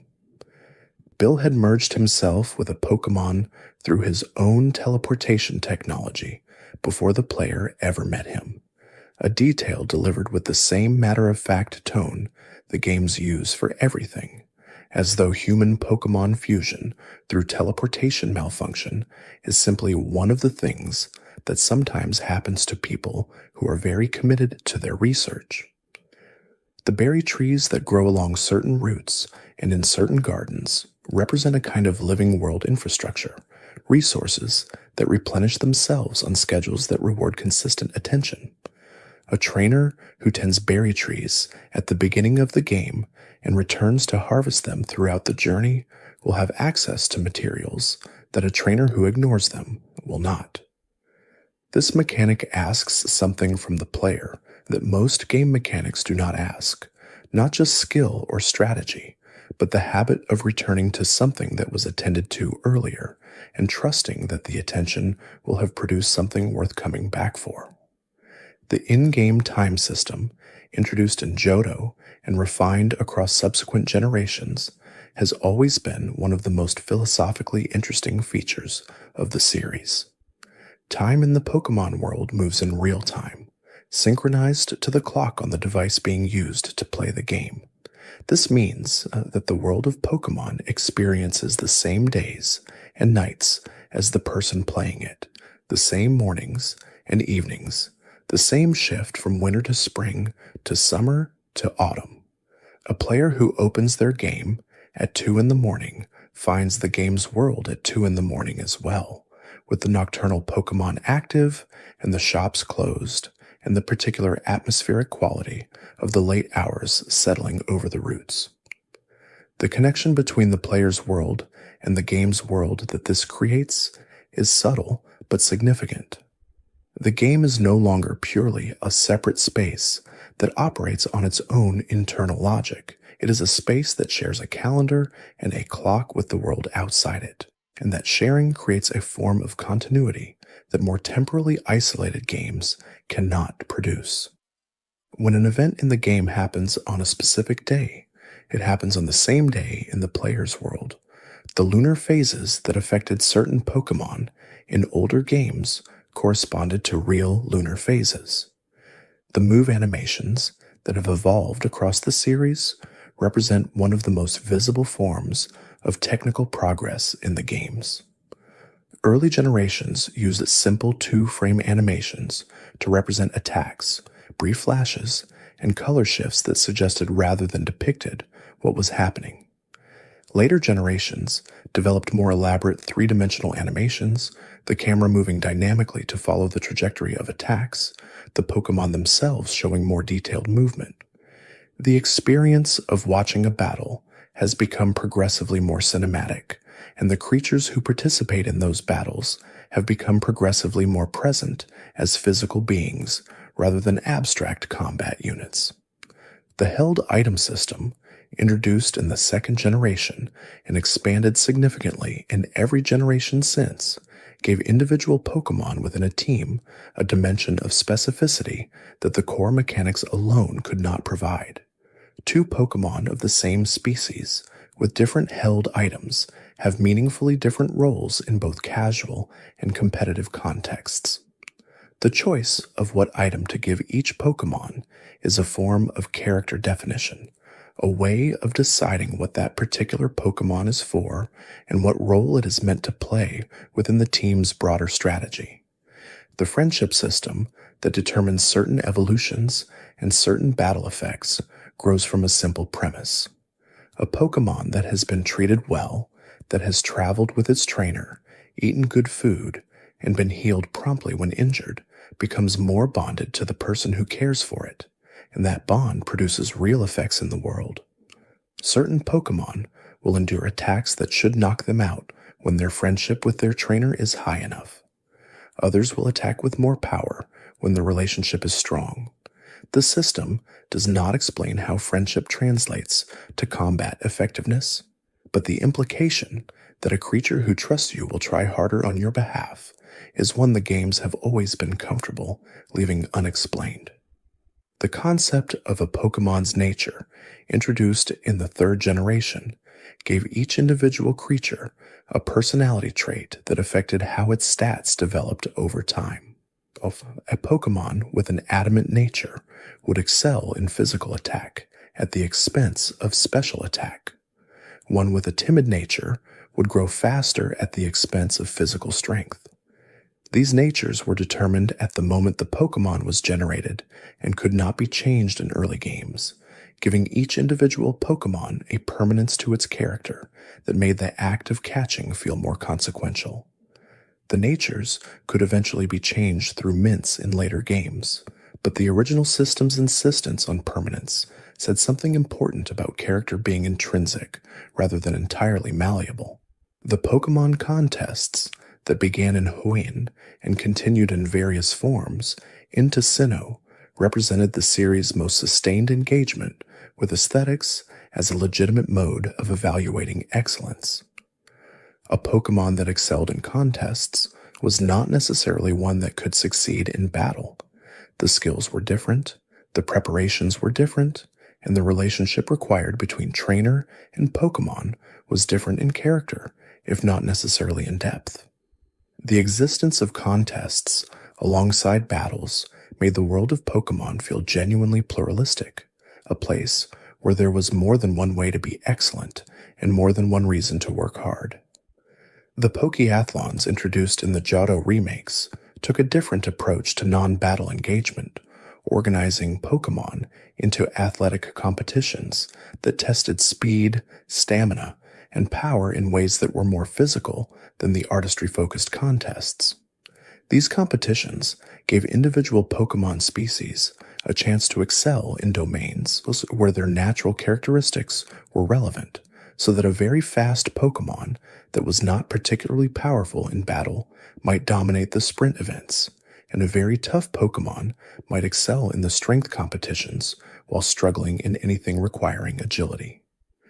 The Poffin and Pokeblock systems, in which berries were processed into treats that raised specific contest stats for the Pokemon who ate them, represented a form of care distinct from healing potions and battle items. They were food prepared specifically for a particular purpose, the improvement of a specific quality in a specific Pokemon, and the act of making them required some engagement with the systems rather than simple purchase.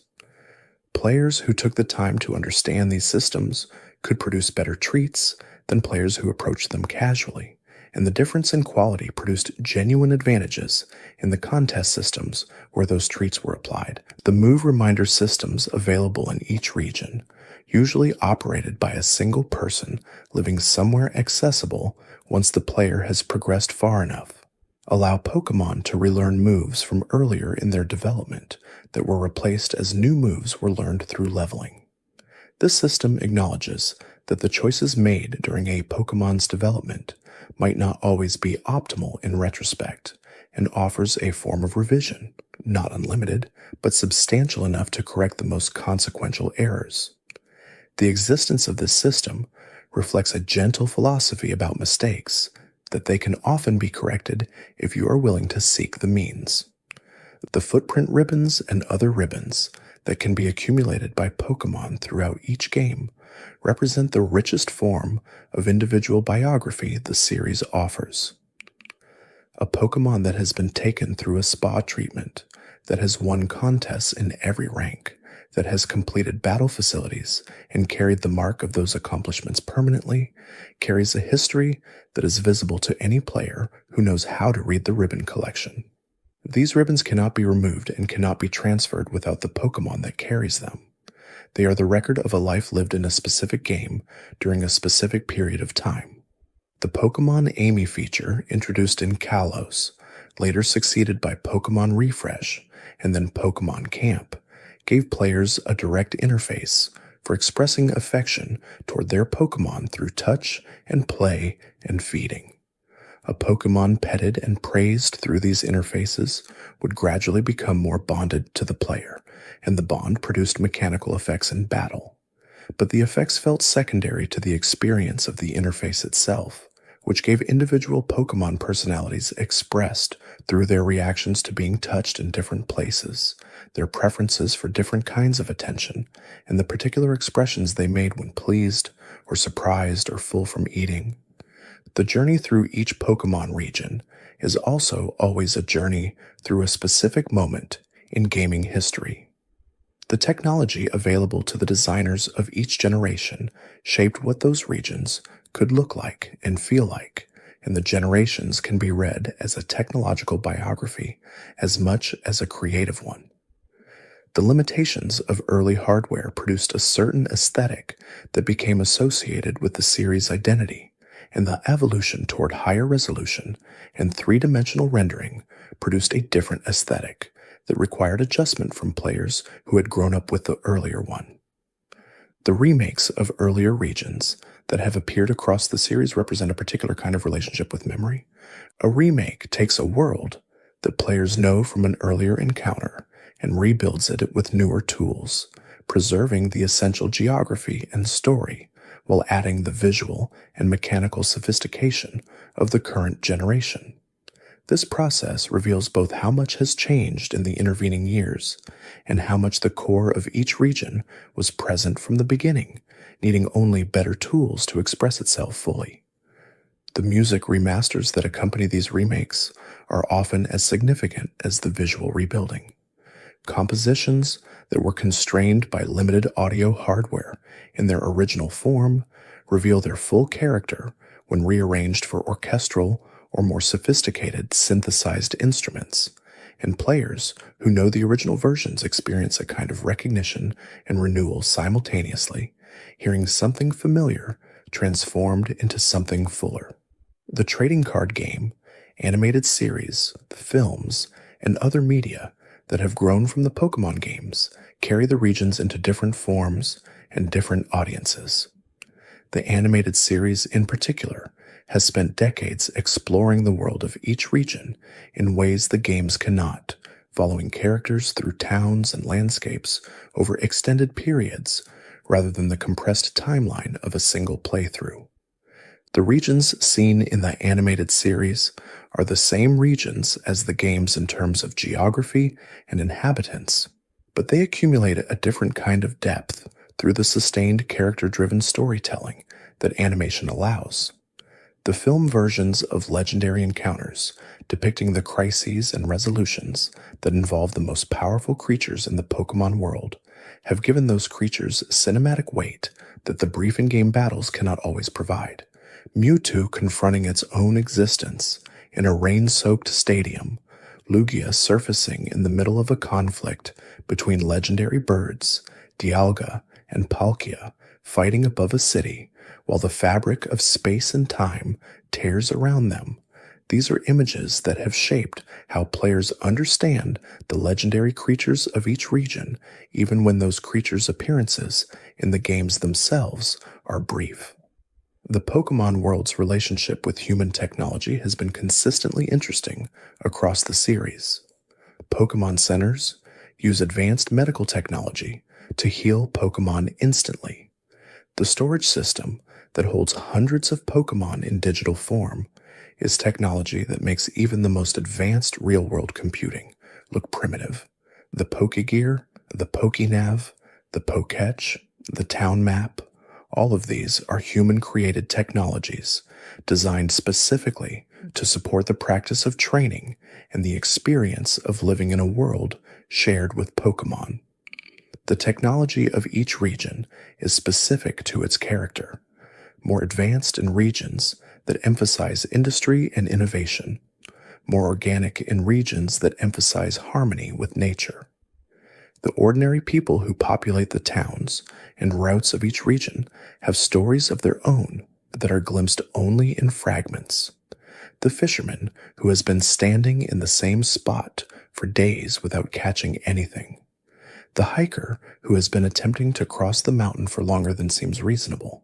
The old man who teaches the player how to catch Pokémon in Kanto and has clearly been teaching people this skill for a very long time. The little girl who lost her Pokédoll and is terrified of the Pokémon Tower. These figures carry a world that extends beyond what the main narrative requires, and the glimpses they offer into lives lived in this world add to its sense of genuine population. The hidden depths of each region extend far beyond the main roads and the gym circuit. Every designer who worked on each generation understood that a world worth inhabiting is a world that rewards the person willing to slow down and look at what sits just off the main path. The detours are where the character of a region lives most fully, in the optional conversations, the side routes that lead nowhere in particular, the curious cave systems that contain something significant only if the player arrives with exactly the right preparation.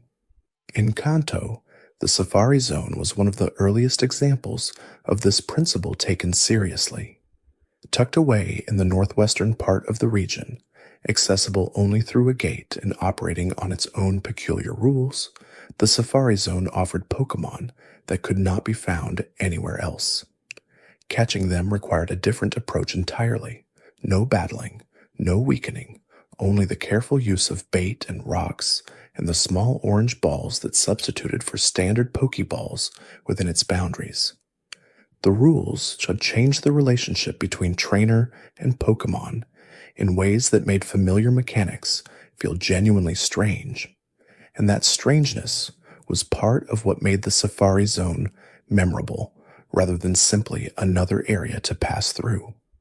The Safari Zone concept returned in later regions in altered forms, each time with its own specific logic. In Johto, the national park hosted a bug-catching contest on specific days where trainers competed to catch the highest quality bug-type Pokémon within a time limit. The winner received a useful stone as a prize. The contest was optional, but the particular atmosphere it created of quiet competition conducted in a peaceful garden space with no combat between trainers gave it a quality distinct from anything else in that generation. Sinnoh had its own version, the Great Marsh, where an observation tower let players scan the terrain for rare Pokémon before descending to attempt catching them. The concept of Pokémon exclusive to specific areas of the world, accessible only under specific conditions, has always been one of the series' most effective tools for making the world feel genuinely large. A Pokémon found only in a single cave, at a specific time of day, only during certain weather conditions, exists in a place so specific within the world that finding it feels like a genuine discovery, rather than the completion of an inevitable checklist. These encounters have always been among the most talked about in each generation, shared between players who happened to find them and players who were looking specifically because someone told them to look. The Pokémon that can only be obtained through specific in-game events or through trading from other players have always created a particular social dynamic around the series. The trades built into each game, where a specific NPC will exchange a Pokémon they own for one the player brings them, are among the simplest forms of this dynamic. These trades often give players access to Pokémon that would otherwise require trading with another human player, and the Pokémon received through such trades are nicknamed by the NPC, giving them a history before they arrive. They belong to someone else first, and then they belong to the player who completes the trade, and that two-ownership history is somehow moving in a way that simply catching a wild Pokémon is not. The legendary Pokémon that roam across the routes of their respective regions, rather than waiting in fixed locations, represent a different kind of encounter philosophy. Raikou, Entei, and Suicune in Johto would flee from battle the instant it began, requiring the player to either have preparation in the form of moves and abilities that prevented escape or the patience to encounter them repeatedly across dozens of sessions until the combined damage had been enough. The roaming legendary encounters were among the most discussed mechanical challenges of their respective generations, producing strategies and counter-strategies that spread through the player community as shared solutions to shared problems. The underground tunnels in Sinnoh that connected the region beneath its surface were one of the most spatially creative features the series had produced. The underground was a different layer of the same world, a mirror of the roots above it expressed in mine shafts and cave walls. Players could dig into those walls using tools found within the tunnels, and the items recovered ranged from common stones to rare fossils that could be restored into ancient Pokémon at specific laboratories on the surface. The act of digging was its own small game, a puzzle of identifying soft spots in the wall and extracting the item within before the tunnel surface crumbled too far. The fossils deserve extended attention as a feature of the world that recurs across every generation and consistently delivers something that the living ecosystem cannot. They are the record of Pokémon that existed in the world's past, creatures whose time has passed, and the scientists who restore them are engaged in a kind of temporal excavation, pulling the deep history of the world back into the present. The fossil Pokémon that result are often typed in ways that emphasize their antiquity, rock types, and water types, and combinations that suggest the ancient environments they were adapted for, and their move pools sometimes contain techniques that modern Pokémon cannot learn.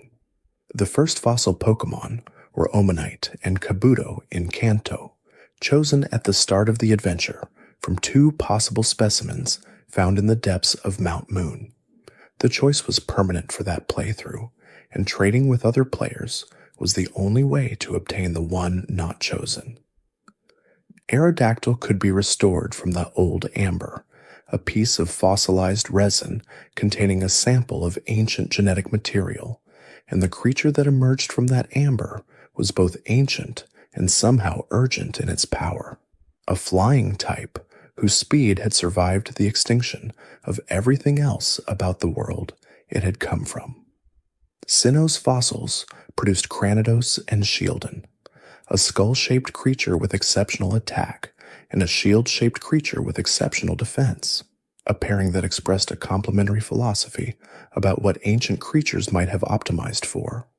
Unova produced Tortuga and Archon, a sea turtle and a primitive bird, each representing a lineage that felt genuinely prehistoric in its visual design. Each generation's fossil contribution added to the sense of a world with deep time, a world in which the creatures visible in the present are only the current layer of a much older story. The time capsule feature in the early Johto games allowed players to trade Pokémon from the newer game backward to the original Kanto games, with the restriction that only Pokémon that had existed in the original games could make the journey. This mechanic had a bittersweet quality, the ability to return something to a simpler version of the world, but only if it belonged there, only if the newer world had not changed it too significantly. The metaphor of being able to go back, but only taking along what already fit, was not explicitly articulated by the games, but players who used the feature often noted it.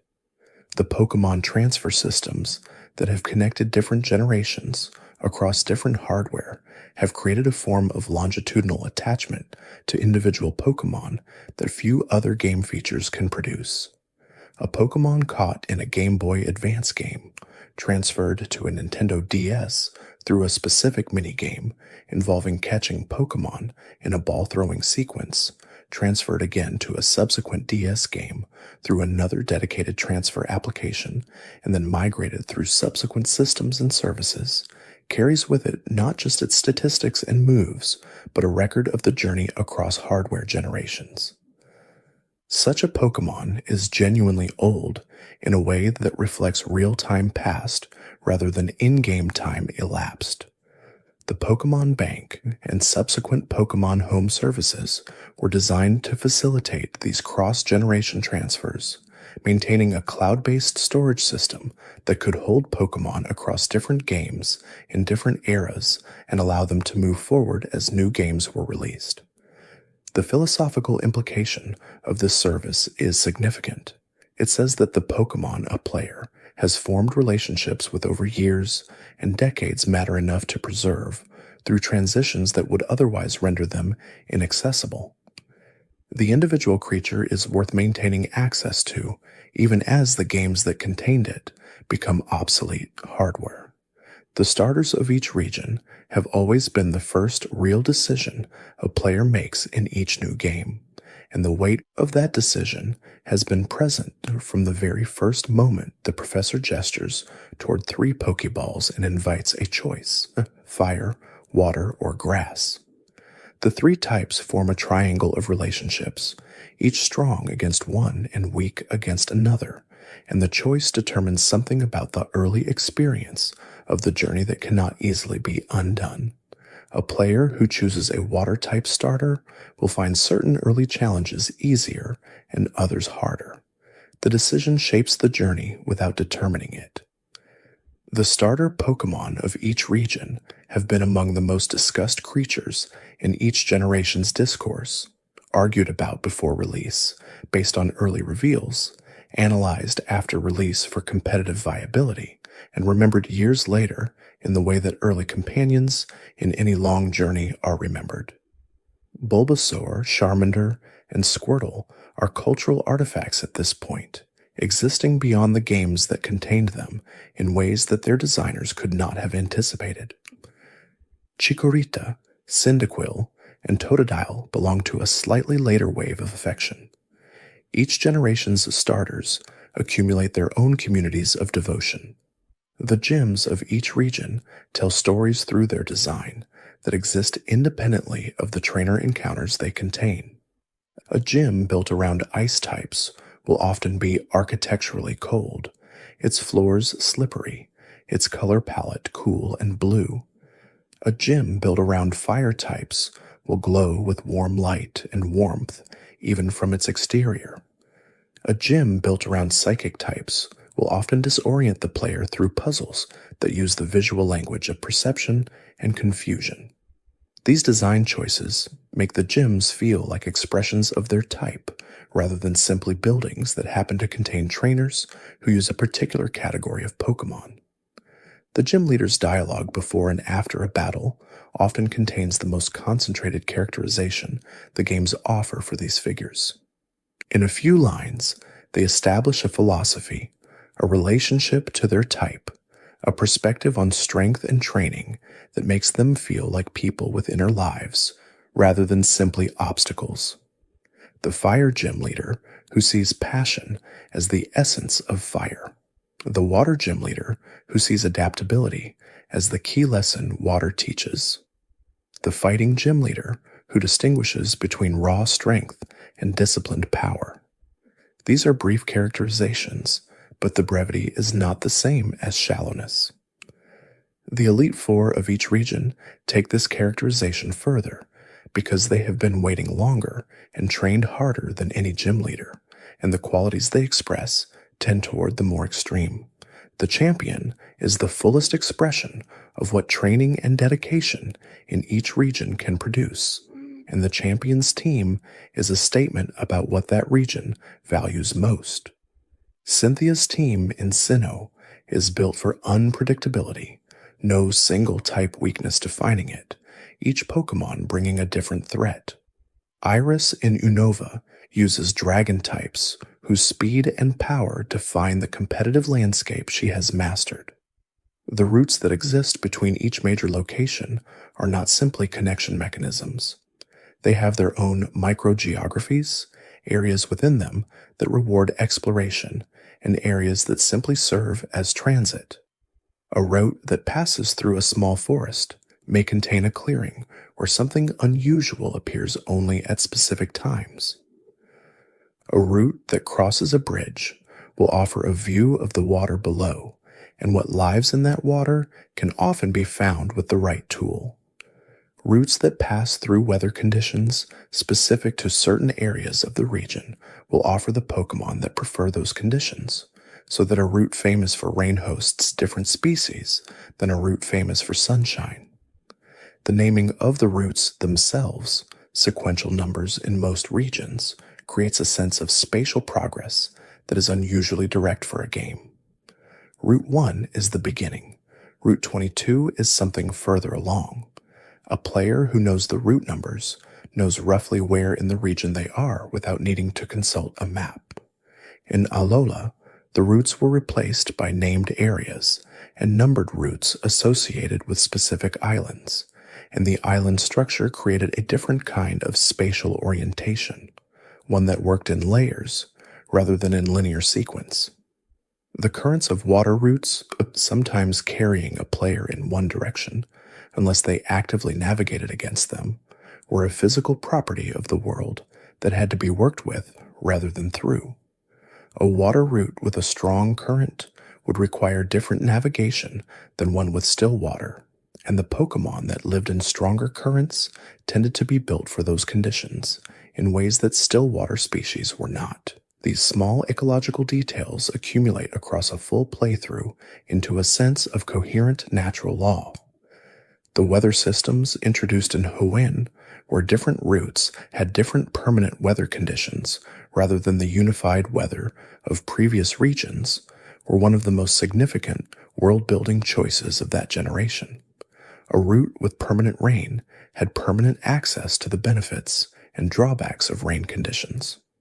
A route with permanent harsh sunlight encouraged different team strategies from routes where the sky was clear. Hail and sandstorm covered certain mountain areas, and moving through those areas required either weathering the gradual damage or having Pokémon whose types made them immune to it.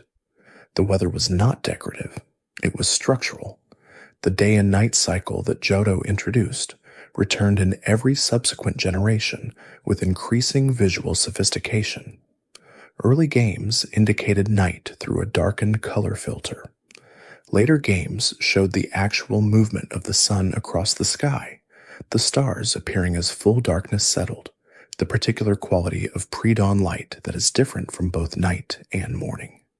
The creatures active at different times of day made the world feel genuinely cyclic, a world that had its own rhythms, independent of what any individual player was doing.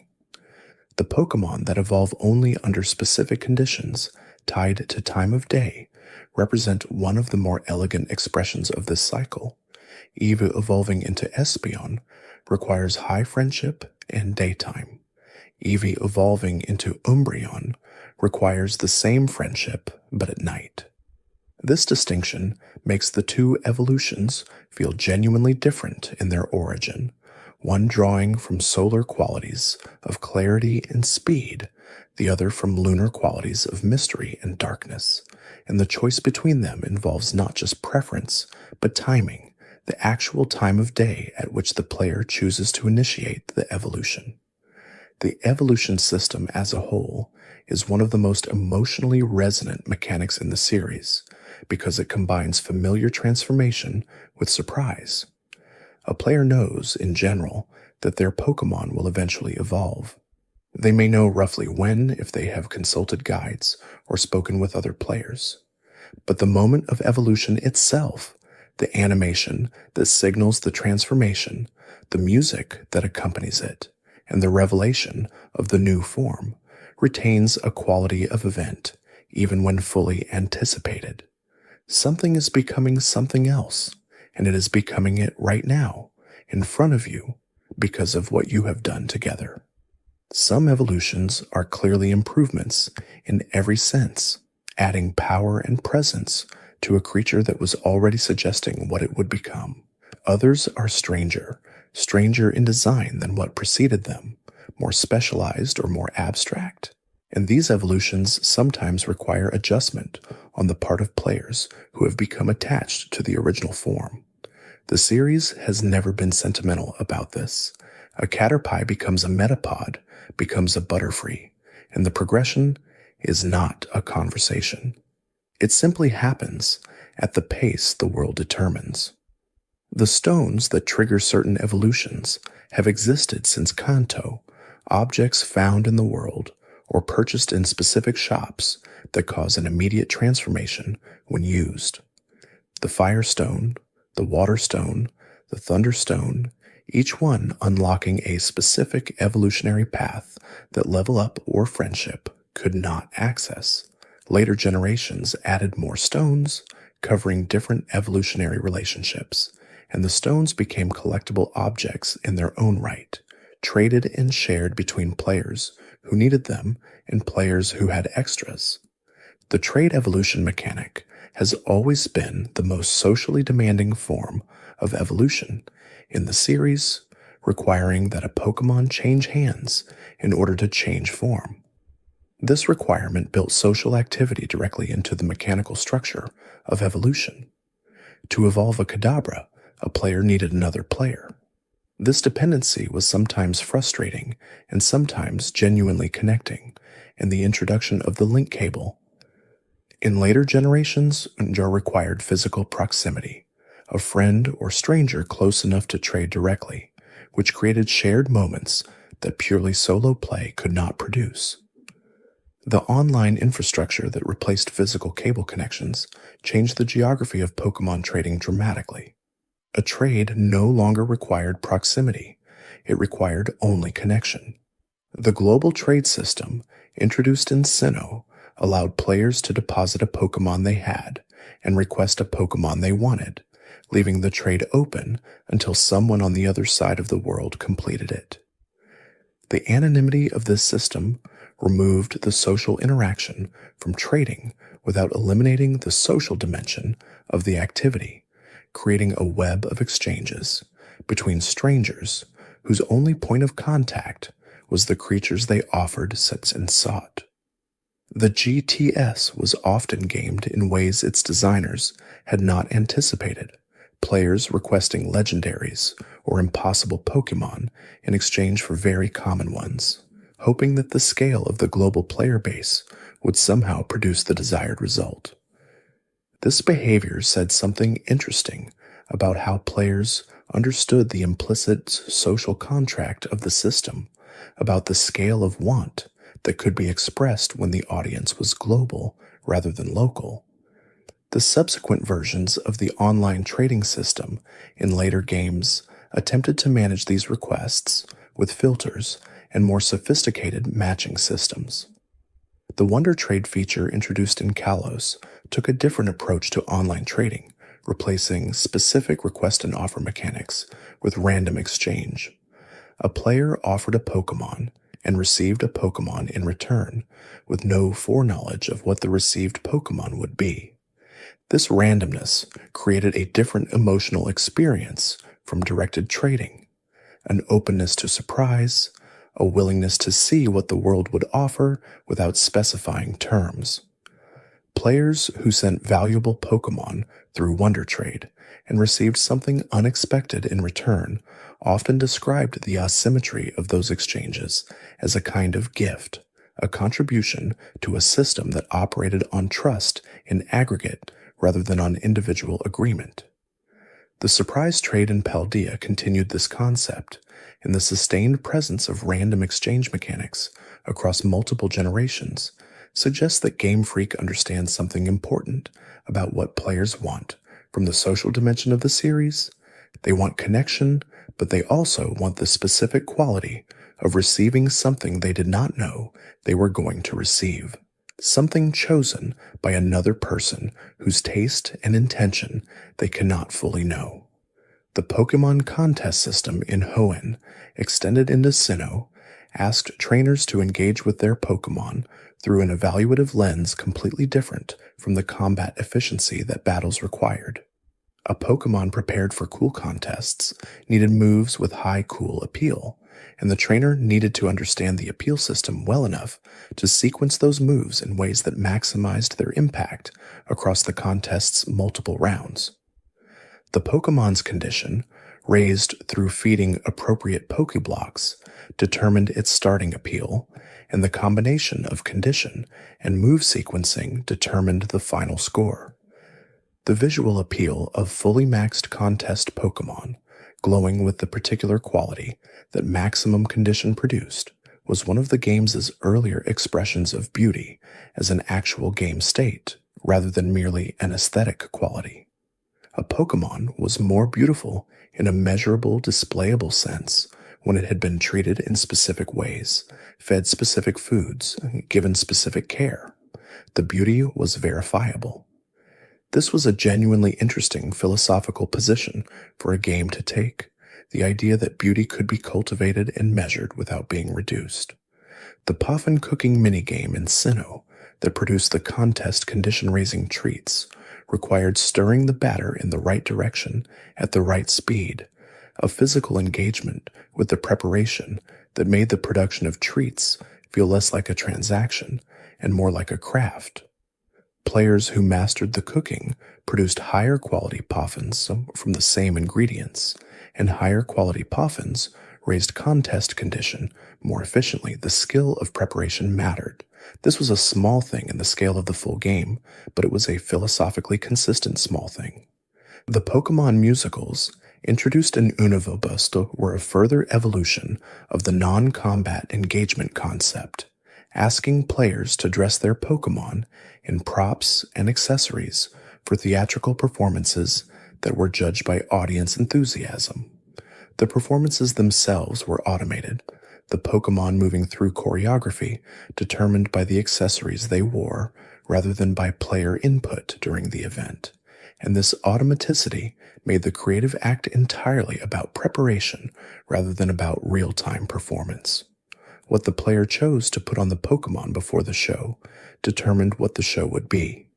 The Super Contests in Sinnoh's remakes combined the original contest appeal system with a dancing minigame and a visual performance component, creating a 3-part evaluation that required different skills for each section. This expansion of the contest format gave it a depth that the original had suggested without fully developing, and the Super Contests became their own complete activity with communities of players dedicated to achieving perfect scores across all types and all ranks. The Pokémon Snap games, while not part of the main series, represent a different kind of engagement with the Pokémon world that reveals something important about what the world is capable of expressing.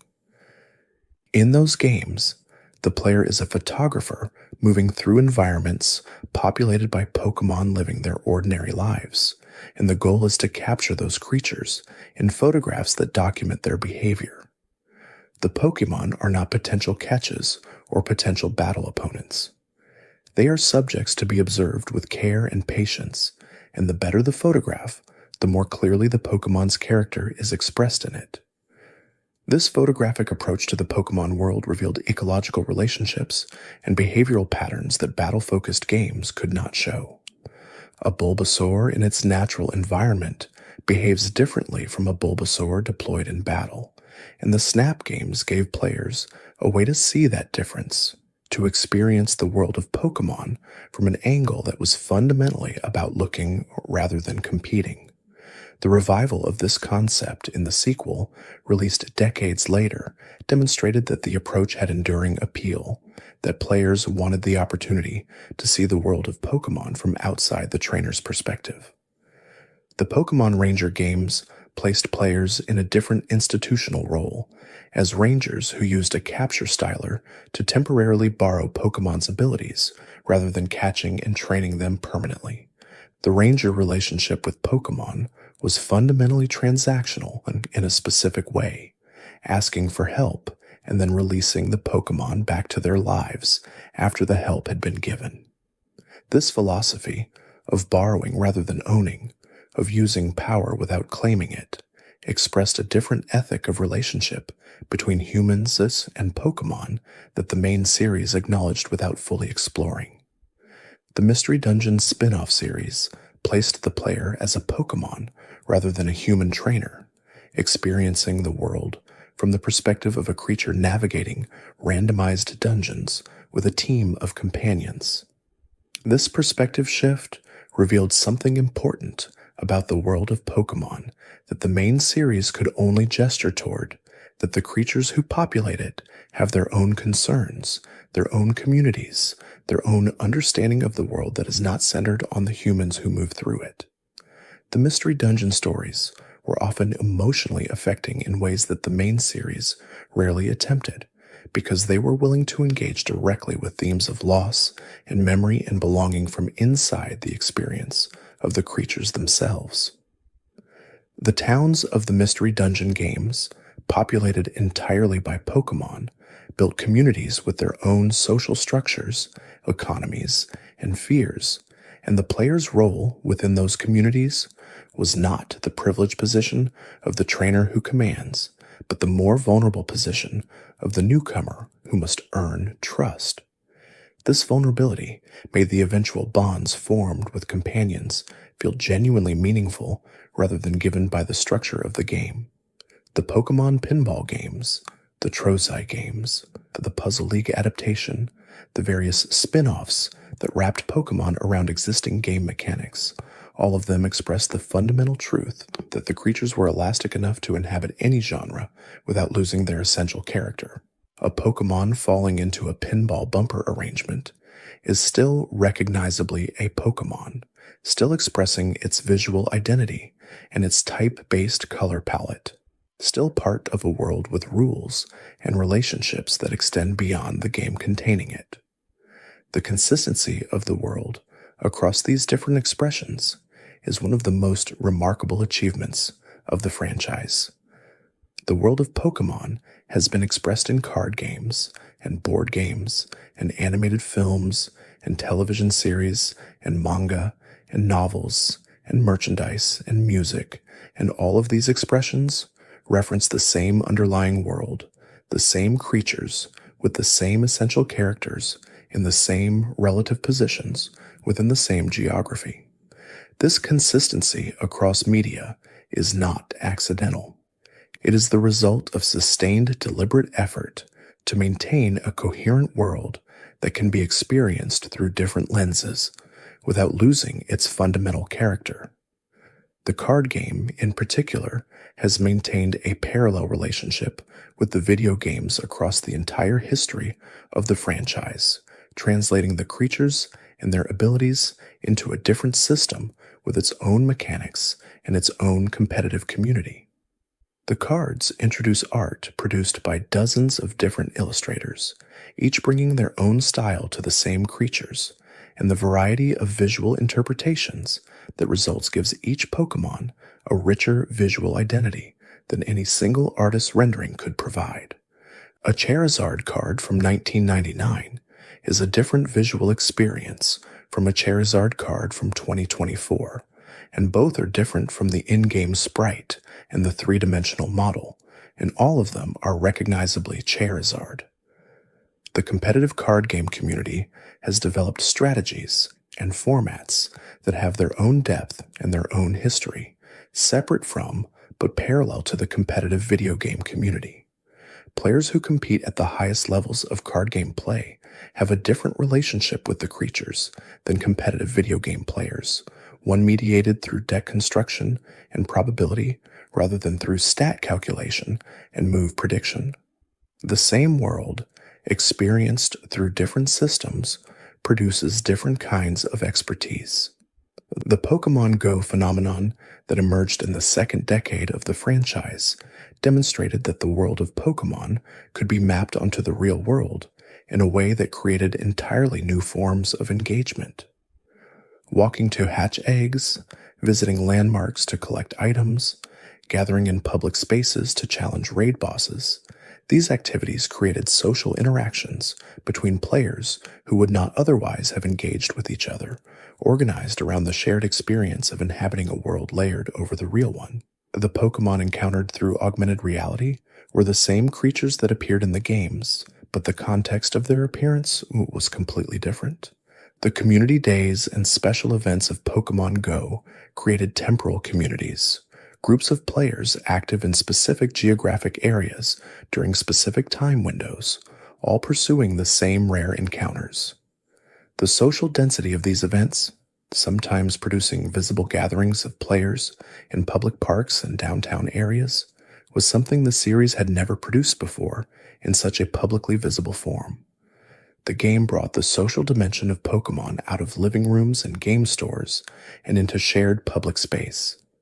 The legendary raids of Pokémon Go required groups of players working together in real time to defeat opponents that no single player could overcome alone, creating cooperative dynamics that the main series had never fully explored. The cooperation was local and immediate, requiring physical presence in the same area as other participants, and the social interactions that formed around these raids created community bonds that extended beyond the game itself. The return to a more localized community in later versions of the game, with features that encouraged players to maintain consistent social connections rather than simply participating in mass events, reflected something the series had always understood about the most durable forms of social engagement. Brief encounters with strangers are meaningful, but the deeper bonds formed through sustained shared experience are the ones that persist and that give the world its longest-lasting meaning. The Pokémon world has expressed different things about the relationship between humans and nature across its different regions, but a consistent thread through all of them has been the acknowledgement that the natural world is not simply a resource to be exploited or a landscape to be traversed. The Pokémon who live in forests and mountains and oceans are not obstacles or raw material. They are inhabitants of those environments, with their own claims to those spaces, and the trainer who moves through those spaces is doing so as a visitor, even when the game grants the player complete navigational freedom. This ethic of relationship with the natural world has been expressed more explicitly in some regions than others.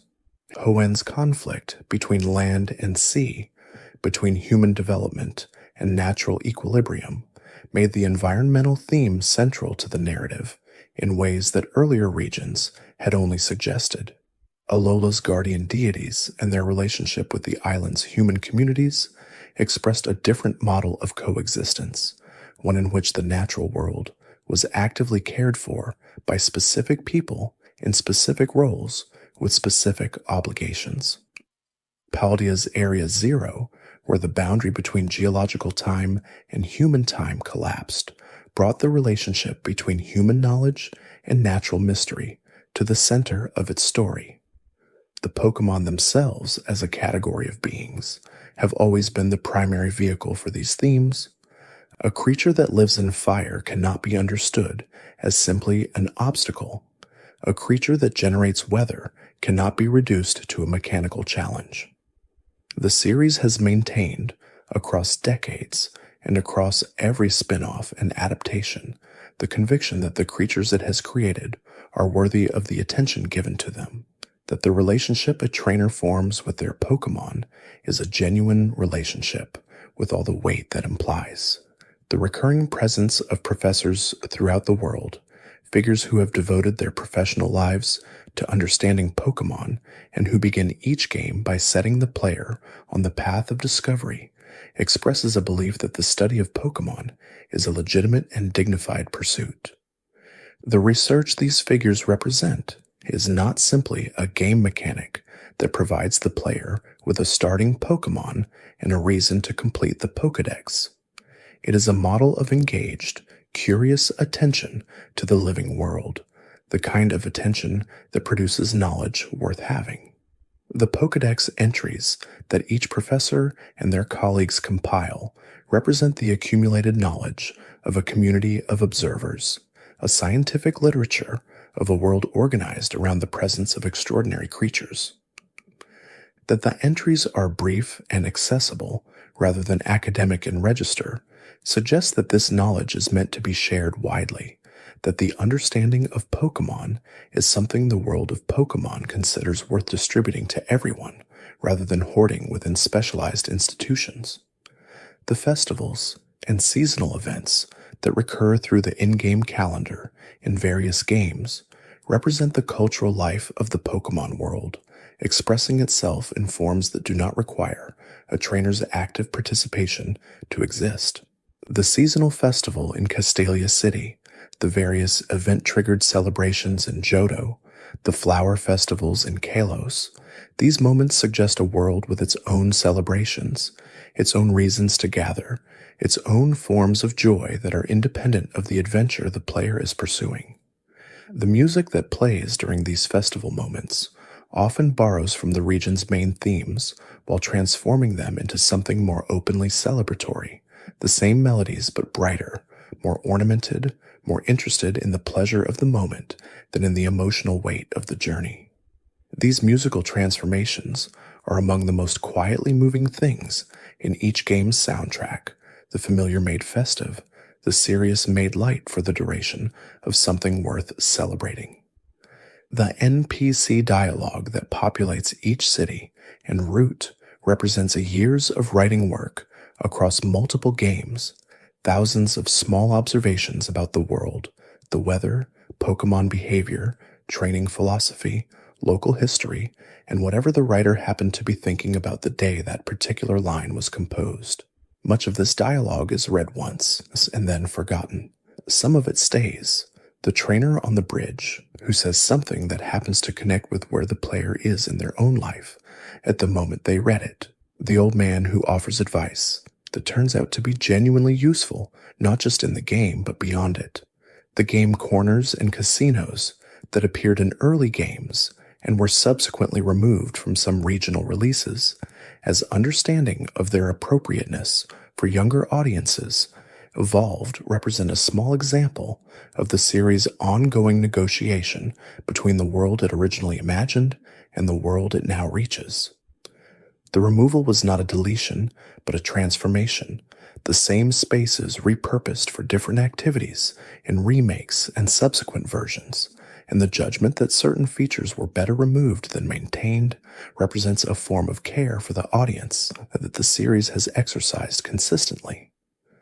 The Pokémon world has always taken its younger players seriously, without condescending to them, and has always taken its older players seriously, without alienating the younger ones. This balance, as maintained across nearly 30 years of demographic change, is one of the series' most significant structural achievements. The players who were children when they first played Kanto are now adults who have been playing for decades, and the series has grown with them without abandoning the new children who encounter it for the first time in each new generation. The nostalgia industry that surrounds the early generations of Pokémon is partly a function of this demographic aging, a generation of adults who associate the original games with specific memories of childhood and who return to those games looking for access to those memories. But it is also a function of genuine quality. The original games were good, and their goodness has not diminished with time, even as the technical sophistication of subsequent entries has far exceeded them. The simplicity that might have seemed like a limitation at release has come to seem, in retrospect, like a clarity that more complex, later entries sometimes obscure.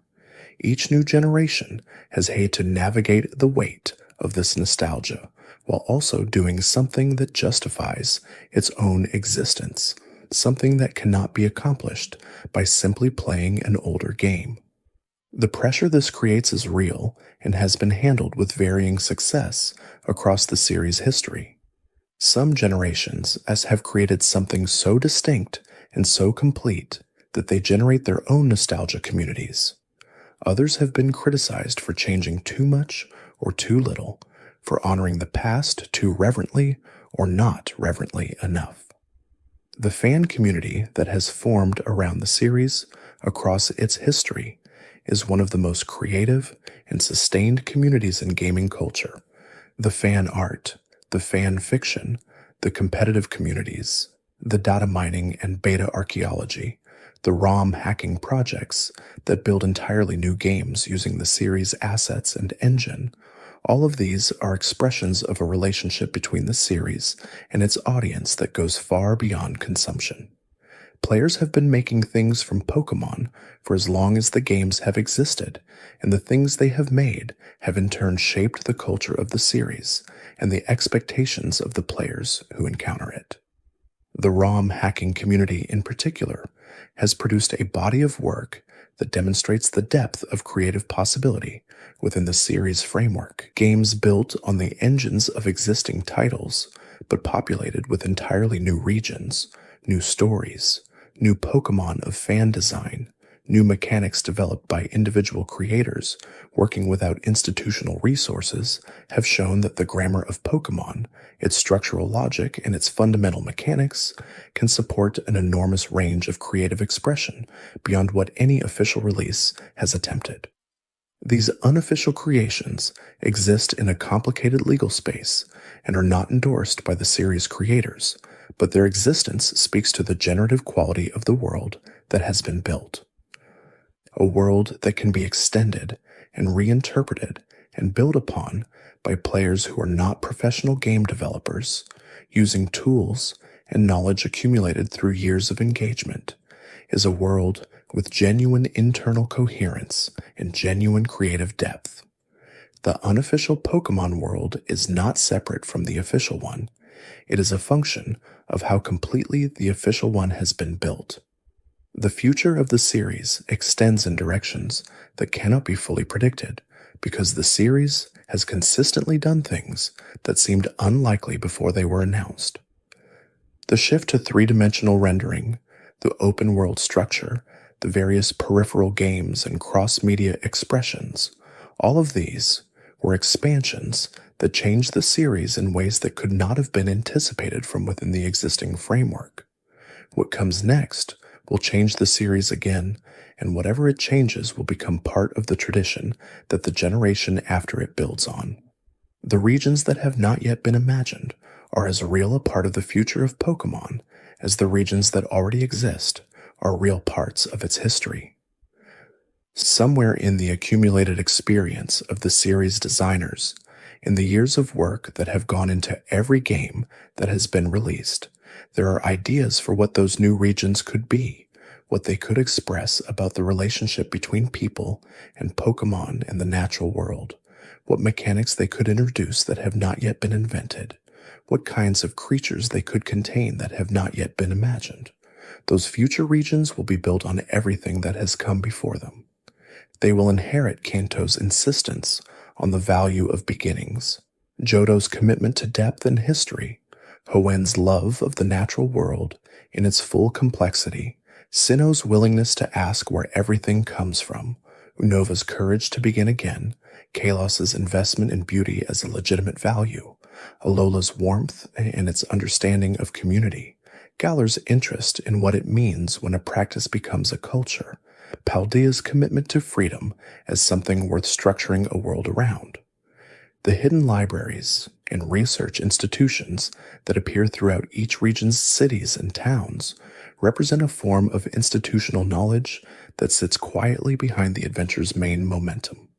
In Pewter City, the museum houses fossil specimens and space exhibits that predate the player's arrival by decades. In Kanalav City, the library contains books that describe the mythology of Sinnoh in terms that the region's residents have been reading long before any trainer with a Pokédex appeared to document the living versions of those myths.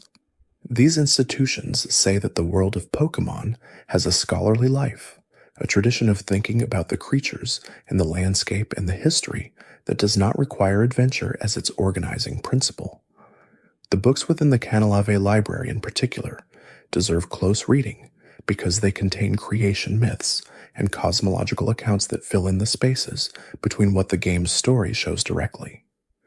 The description of the world before Arceus, the account of the Lake Guardians and their relationship to human consciousness, the record of Giratina's banishment and the dimension it now inhabits, these are not simply lore documents, but expressions of a world's attempt to understand itself, written by characters within the world who are asking the same questions the player is asking.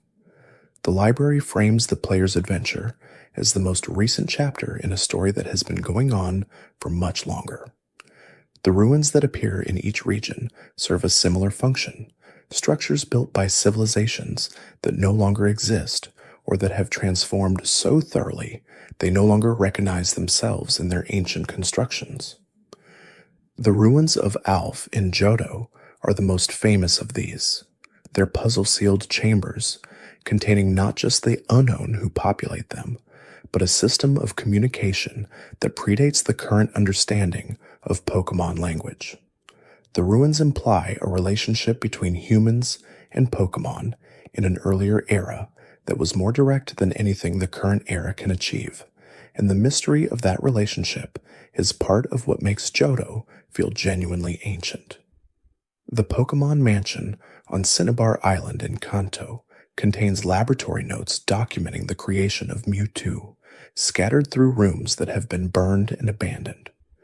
Reading those notes in order is possible, but requires exploration, and the full picture they paint only emerges for players willing to search for every fragment.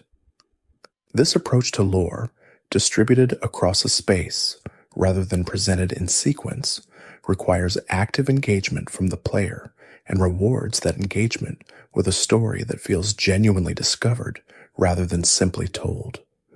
The Al-Bed-style translation challenges embedded in the unknown alphabet of Johto, decipherable if a player took the time to map the symbols to their corresponding letters, created a community project around their content that spread across early internet forums. Players who solved the translation and shared their results gave other players access to content that had been present in the games but hidden behind the effort of decipherment. And the collaborative nature of that project was one of the early expressions of what the internet would do to the experience of playing Pokémon together. The tradition of secrets embedded in each game, accessible only to players who knew where to look or who happened upon them through exhaustive exploration, has always been part of the series' relationship with its most engaged players. Mew in Kanto, accessible through a specific and counterintuitive sequence of events that exploited a quirk in the game's programming, became one of the most famous secrets in gaming history. The methods for finding it spread through playgrounds and schoolyards before the internet existed in the form that would later make such information immediately accessible to everyone. The legitimacy questions that surrounded Mew's discovery, whether the encounter was a glitch or an intended feature, mirrored larger questions about what counted as authentic within the world of Pokémon. The game's designers eventually confirmed that Mew was intentionally present in the data, left in by a programmer who wanted a secret to exist, even if no one was expected to find it. This confirmation gave the discovery a retrospective intentionality that the playful spirit of the original act had deserved. The Pokémon world's relationship with glitches and unintended behavior has been complicated and sometimes productive. The Sinnoh encounter in Kanto, triggering through a sequence of events involving specific routes and specific town locations, produced a corrupted Pokémon that was visually disruptive and mechanically unstable, but it also duplicated items in the player's inventory in ways that could be practically useful. The community that formed around understanding and exploiting this behavior was one of the earliest expressions of the player as researcher dynamic that would eventually produce the data mining communities of later generations. The legacy of Sinnoh has been acknowledged by the series itself in various ways, the clearest being the name of a Pokémon in a later generation that was designed to look like a glitch, as though the world itself had developed a creature that expressed what a data error might look like if it had consciousness. This self-referential acknowledgement of the series' own history of accidental content is one of the more charming things the games have done, treating the accidents as part of the tradition rather than embarrassments to be minimized. The fan-made Pokédex entries that communities have written for fan-designed Pokémon represent one of the most direct forms of engagement with the series' world-building approach. The Pokédex entry format, a brief paragraph written in the style of a naturalist field note, is distinctive enough that it has become its own genre. Fan communities have produced thousands of entries for fan-designed creatures, each attempting to capture the particular blend of naturalistic observation and unsettling implication that the official entries often achieve. The best of these entries are indistinguishable in quality from official ones, which says something about how thoroughly the format has been understood and internalized. The creature design process that produces official Pokémon, involving sketching, iteration, feedback, and refinement across teams of artists and directors, has been glimpsed in making of materials and developer interviews but rarely documented comprehensively enough to fully understand. What has been shared suggests that the process involves more constraint than the variety of the final roster might suggest. Specific thematic briefs and ecological roles that each creature needs to fill, size and complexity requirements driven by the technical realities of animation and display, and an ongoing conversation about what each creature is meant to express beyond its visual appearance. The names of Pokémon in different languages carry their own layers of meaning that are often lost in translation.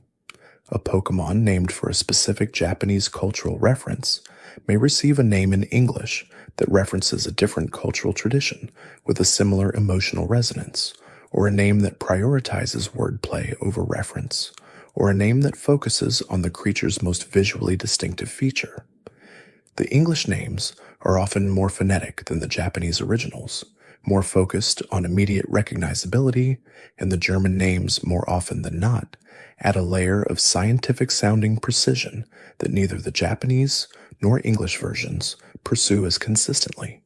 The Pokémon world's geography, when mapped across all regions together, suggests a planet rather than a collection of separate games. The regions are islands or continents separated by ocean, and the few explicit connections made between them across the series imply that the world they occupy is a single round planet rather than a series of independent gaming environments. The global trading system makes this implicit geography explicit. The idea that Pokémon can be sent across the world instantly suggests that the world is a coherent single place rather than a series of independent gaming scenarios. The shipping lines and aviation connections referenced in some games suggest a transport infrastructure connecting the regions, a way that ordinary people without legendary flying Pokémon move between continents. These references to ordinary logistics are among the most grounding details in the games, the moments when the fantastical world reveals that it also contains the mundane infrastructure that any world requires to function. The currency system, Pokémon dollars, is consistent across all regions, suggesting a unified economic system, or at least a common currency, accepted by all of them. The prices of items across different regions vary, and some items available in one region are unavailable in others, suggesting that regional economies have their own character even within a shared monetary framework. The cost of a potion in Kanto versus the cost of an equivalent item in later regions, adjusted for the different scales of those games' economic balancing, reveals the kind of thoughtfulness that goes into creating the texture of a living economy. The food that trainers eat in the Pokémon world, implied rather than shown in the main series, but expressed more directly in spin-offs and the animated series, reveals a world where the relationship between humans and Pokémon extends to agriculture and culinary culture. A world with abundant creatures of every type, some of whom share ecological relationships with food plants, and others of whom might themselves be sources of food in ways the games do not address directly, would have a culinary culture shaped by those relationships in complicated ways that the games wisely choose not to fully elaborate. The berries that grow in the wild, used primarily as medicinal and contest-related items in the games, also appear in the animated series and in various merchandise as food items, suggesting that the food culture of the Pokémon world includes berries as a significant ingredient. The variety of berries in the games, each with different flavors and different effects, implies a world of culinary possibility that the games only gestured toward in the contest condition system and in the curry cooking of Galar. The camping and cooking mechanics introduced in Galar were the main series' most direct engagement with food as a social practice. Preparing a curry for a group of Pokémon companions, selecting ingredients from a stock that varied based on the ingredients collected during travel, and cooking the curry over an open fire with a stirring mechanic that affected the quality of the result, was a way of representing the shared meal as a bonding activity in a medium that does not often represent the act of eating at all. The quality of the curry affected how the Pokémon who ate it felt and behaved afterward, making the cooking an act of care with measurable consequences. The Pokémon world's relationship with technology has evolved across its history in ways that track the evolution of real-world technology, as well as the series' own internal development. Early regions had technology recognizable as mid-century in character, television sets, and cassette players, and the general aesthetic of a world where computers were just beginning to become part of ordinary life. Later regions showed technology that felt more contemporary, smartphones and digital communications, and the always-on connectivity that characterizes the early 21st century. Paldea's Rotom phone, a device inhabited by a Pokémon that enhanced the phone's capabilities, was a characteristically Pokémon solution to the problem of representing contemporary technology in a world where living creatures and electronics coexist. The Rotom forms, different electronic devices inhabited by the same base creature, were introduced in Sinnoh as a way of exploring the relationship between Pokémon and technology at a conceptual level. A microwave inhabited by Rotom becomes a fire-type device. A washing machine becomes a water type. A lawnmower becomes a grass type. These forms express something about what it means for a living creature to inhabit and animate a mechanical device, and they did so through the particular lens of household appliances, the most ordinary possible category of technology, making the concept simultaneously domestic and strange. The Pokégear, Pokénav, Poketch, and subsequent devices that trainers have carried across different regions represent the series' ongoing engagement with the idea of what a device designed specifically for Pokémon training might look like. Each generation's device reflected the technology of its time, the Pokégear's phone and radio functions reflecting the early mobile phone era, the Pokénav's map and match call features reflecting GPS and contact management, the Poketch's small screen applications reflecting the early smartwatch aesthetic. The devices have been both practical tools and expressions of each region's technological character. The Pokémon Center as an institution deserves more appreciation than it typically receives in discussions of the series. It is one of the most quietly radical features of the Pokémon world, a place where all healing is free, where no trainer is turned away, regardless of the condition of their team, where the person behind the counter never asks what happened or charges for the service. The Pokémon Center says something about the values of the world it inhabits, that the care of Pokémon is a public good rather than a private service, that the infrastructure to support trainers is distributed widely enough that no one should face their journey without access to it. This is not a minor detail. It is a statement about what a world organized around Pokémon training considers important. The nurses who staff the Pokémon centers, named Joy across every region, are members of a family whose members have chosen the same profession across generations and across geographies, a detail that gives the institution a dynastic quality and suggests that the care of Pokémon is something the Joy family has made its own inheritance. The Jennies who serve as officers of the local constabulary follow a similar pattern, suggesting that there are families in the Pokémon world who have organized their identities around specific vocations in ways that produce the particular social texture the games hint at without ever fully describing. The officer Jenny encounters that appear throughout the series are brief expressions of the Pokemon world's legal and social order, a world where the police concern themselves primarily with Pokemon-related crimes, and where the scale of those crimes ranges from petty theft to the attempted destruction of the universe. The fact that the same institutional structure, embodied by the same family name, handles both ends of that range suggests a world where the extraordinary has been normalized to the point where ordinary institutions have learned to address it. The Pokemon world is a world that has been normalized to its own extraordinary nature. Creatures that generate lightning live in parks. Creatures that breathe fire share neighborhood spaces with small children. Ancient legendary beings occasionally disrupt the atmospheric and geological stability of entire regions, and this disruption, while serious, is addressed by a combination of trainer intervention and natural restoration without requiring fundamental changes to how the world is organized. The world of Pokemon has learned to live with its own impossibilities, and that learned coexistence is perhaps the most quietly profound thing about it. The scale of the creatures themselves varies wildly within the world, from Pokemon small enough to fit in a child's pocket to Pokemon large enough to be mistaken for islands.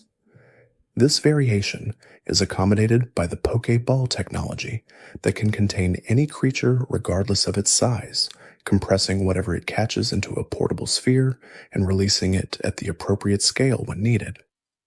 The physics of this compression are not addressed, and the games are consistent in not addressing them, because explaining it would require either a commitment to an implausible explanation or an acknowledgement that the entire system operates on a logic that does not map onto real-world physics.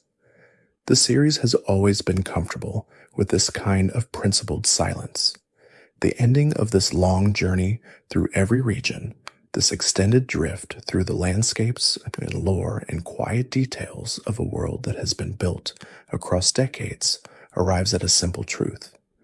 The world of Pokemon is not any single thing. It is not only a game, or a franchise, or a cultural phenomenon, or a community, or a series of designed environments. It is all of these things simultaneously, and what makes it valuable is the consistency with which all of those layers have been maintained and extended. The regions are the most visible expression of that consistency. Kanto, Johto, Hoenn, Sinnoh, Unova, Kalos, Alola, Galar, and Paldea are each complete worlds, each worth inhabiting, each carrying something that no other region carries. Together they constitute something that no single one of them contains, a full expression of what it means to build a world with care and to tend it across time with a consistent commitment to making it worth returning to. Thanks for watching. If you enjoyed drifting through these quiet moments, there's another video waiting on the left of your screen. Let it play while you rest. You might discover something gentle before sleep takes you again.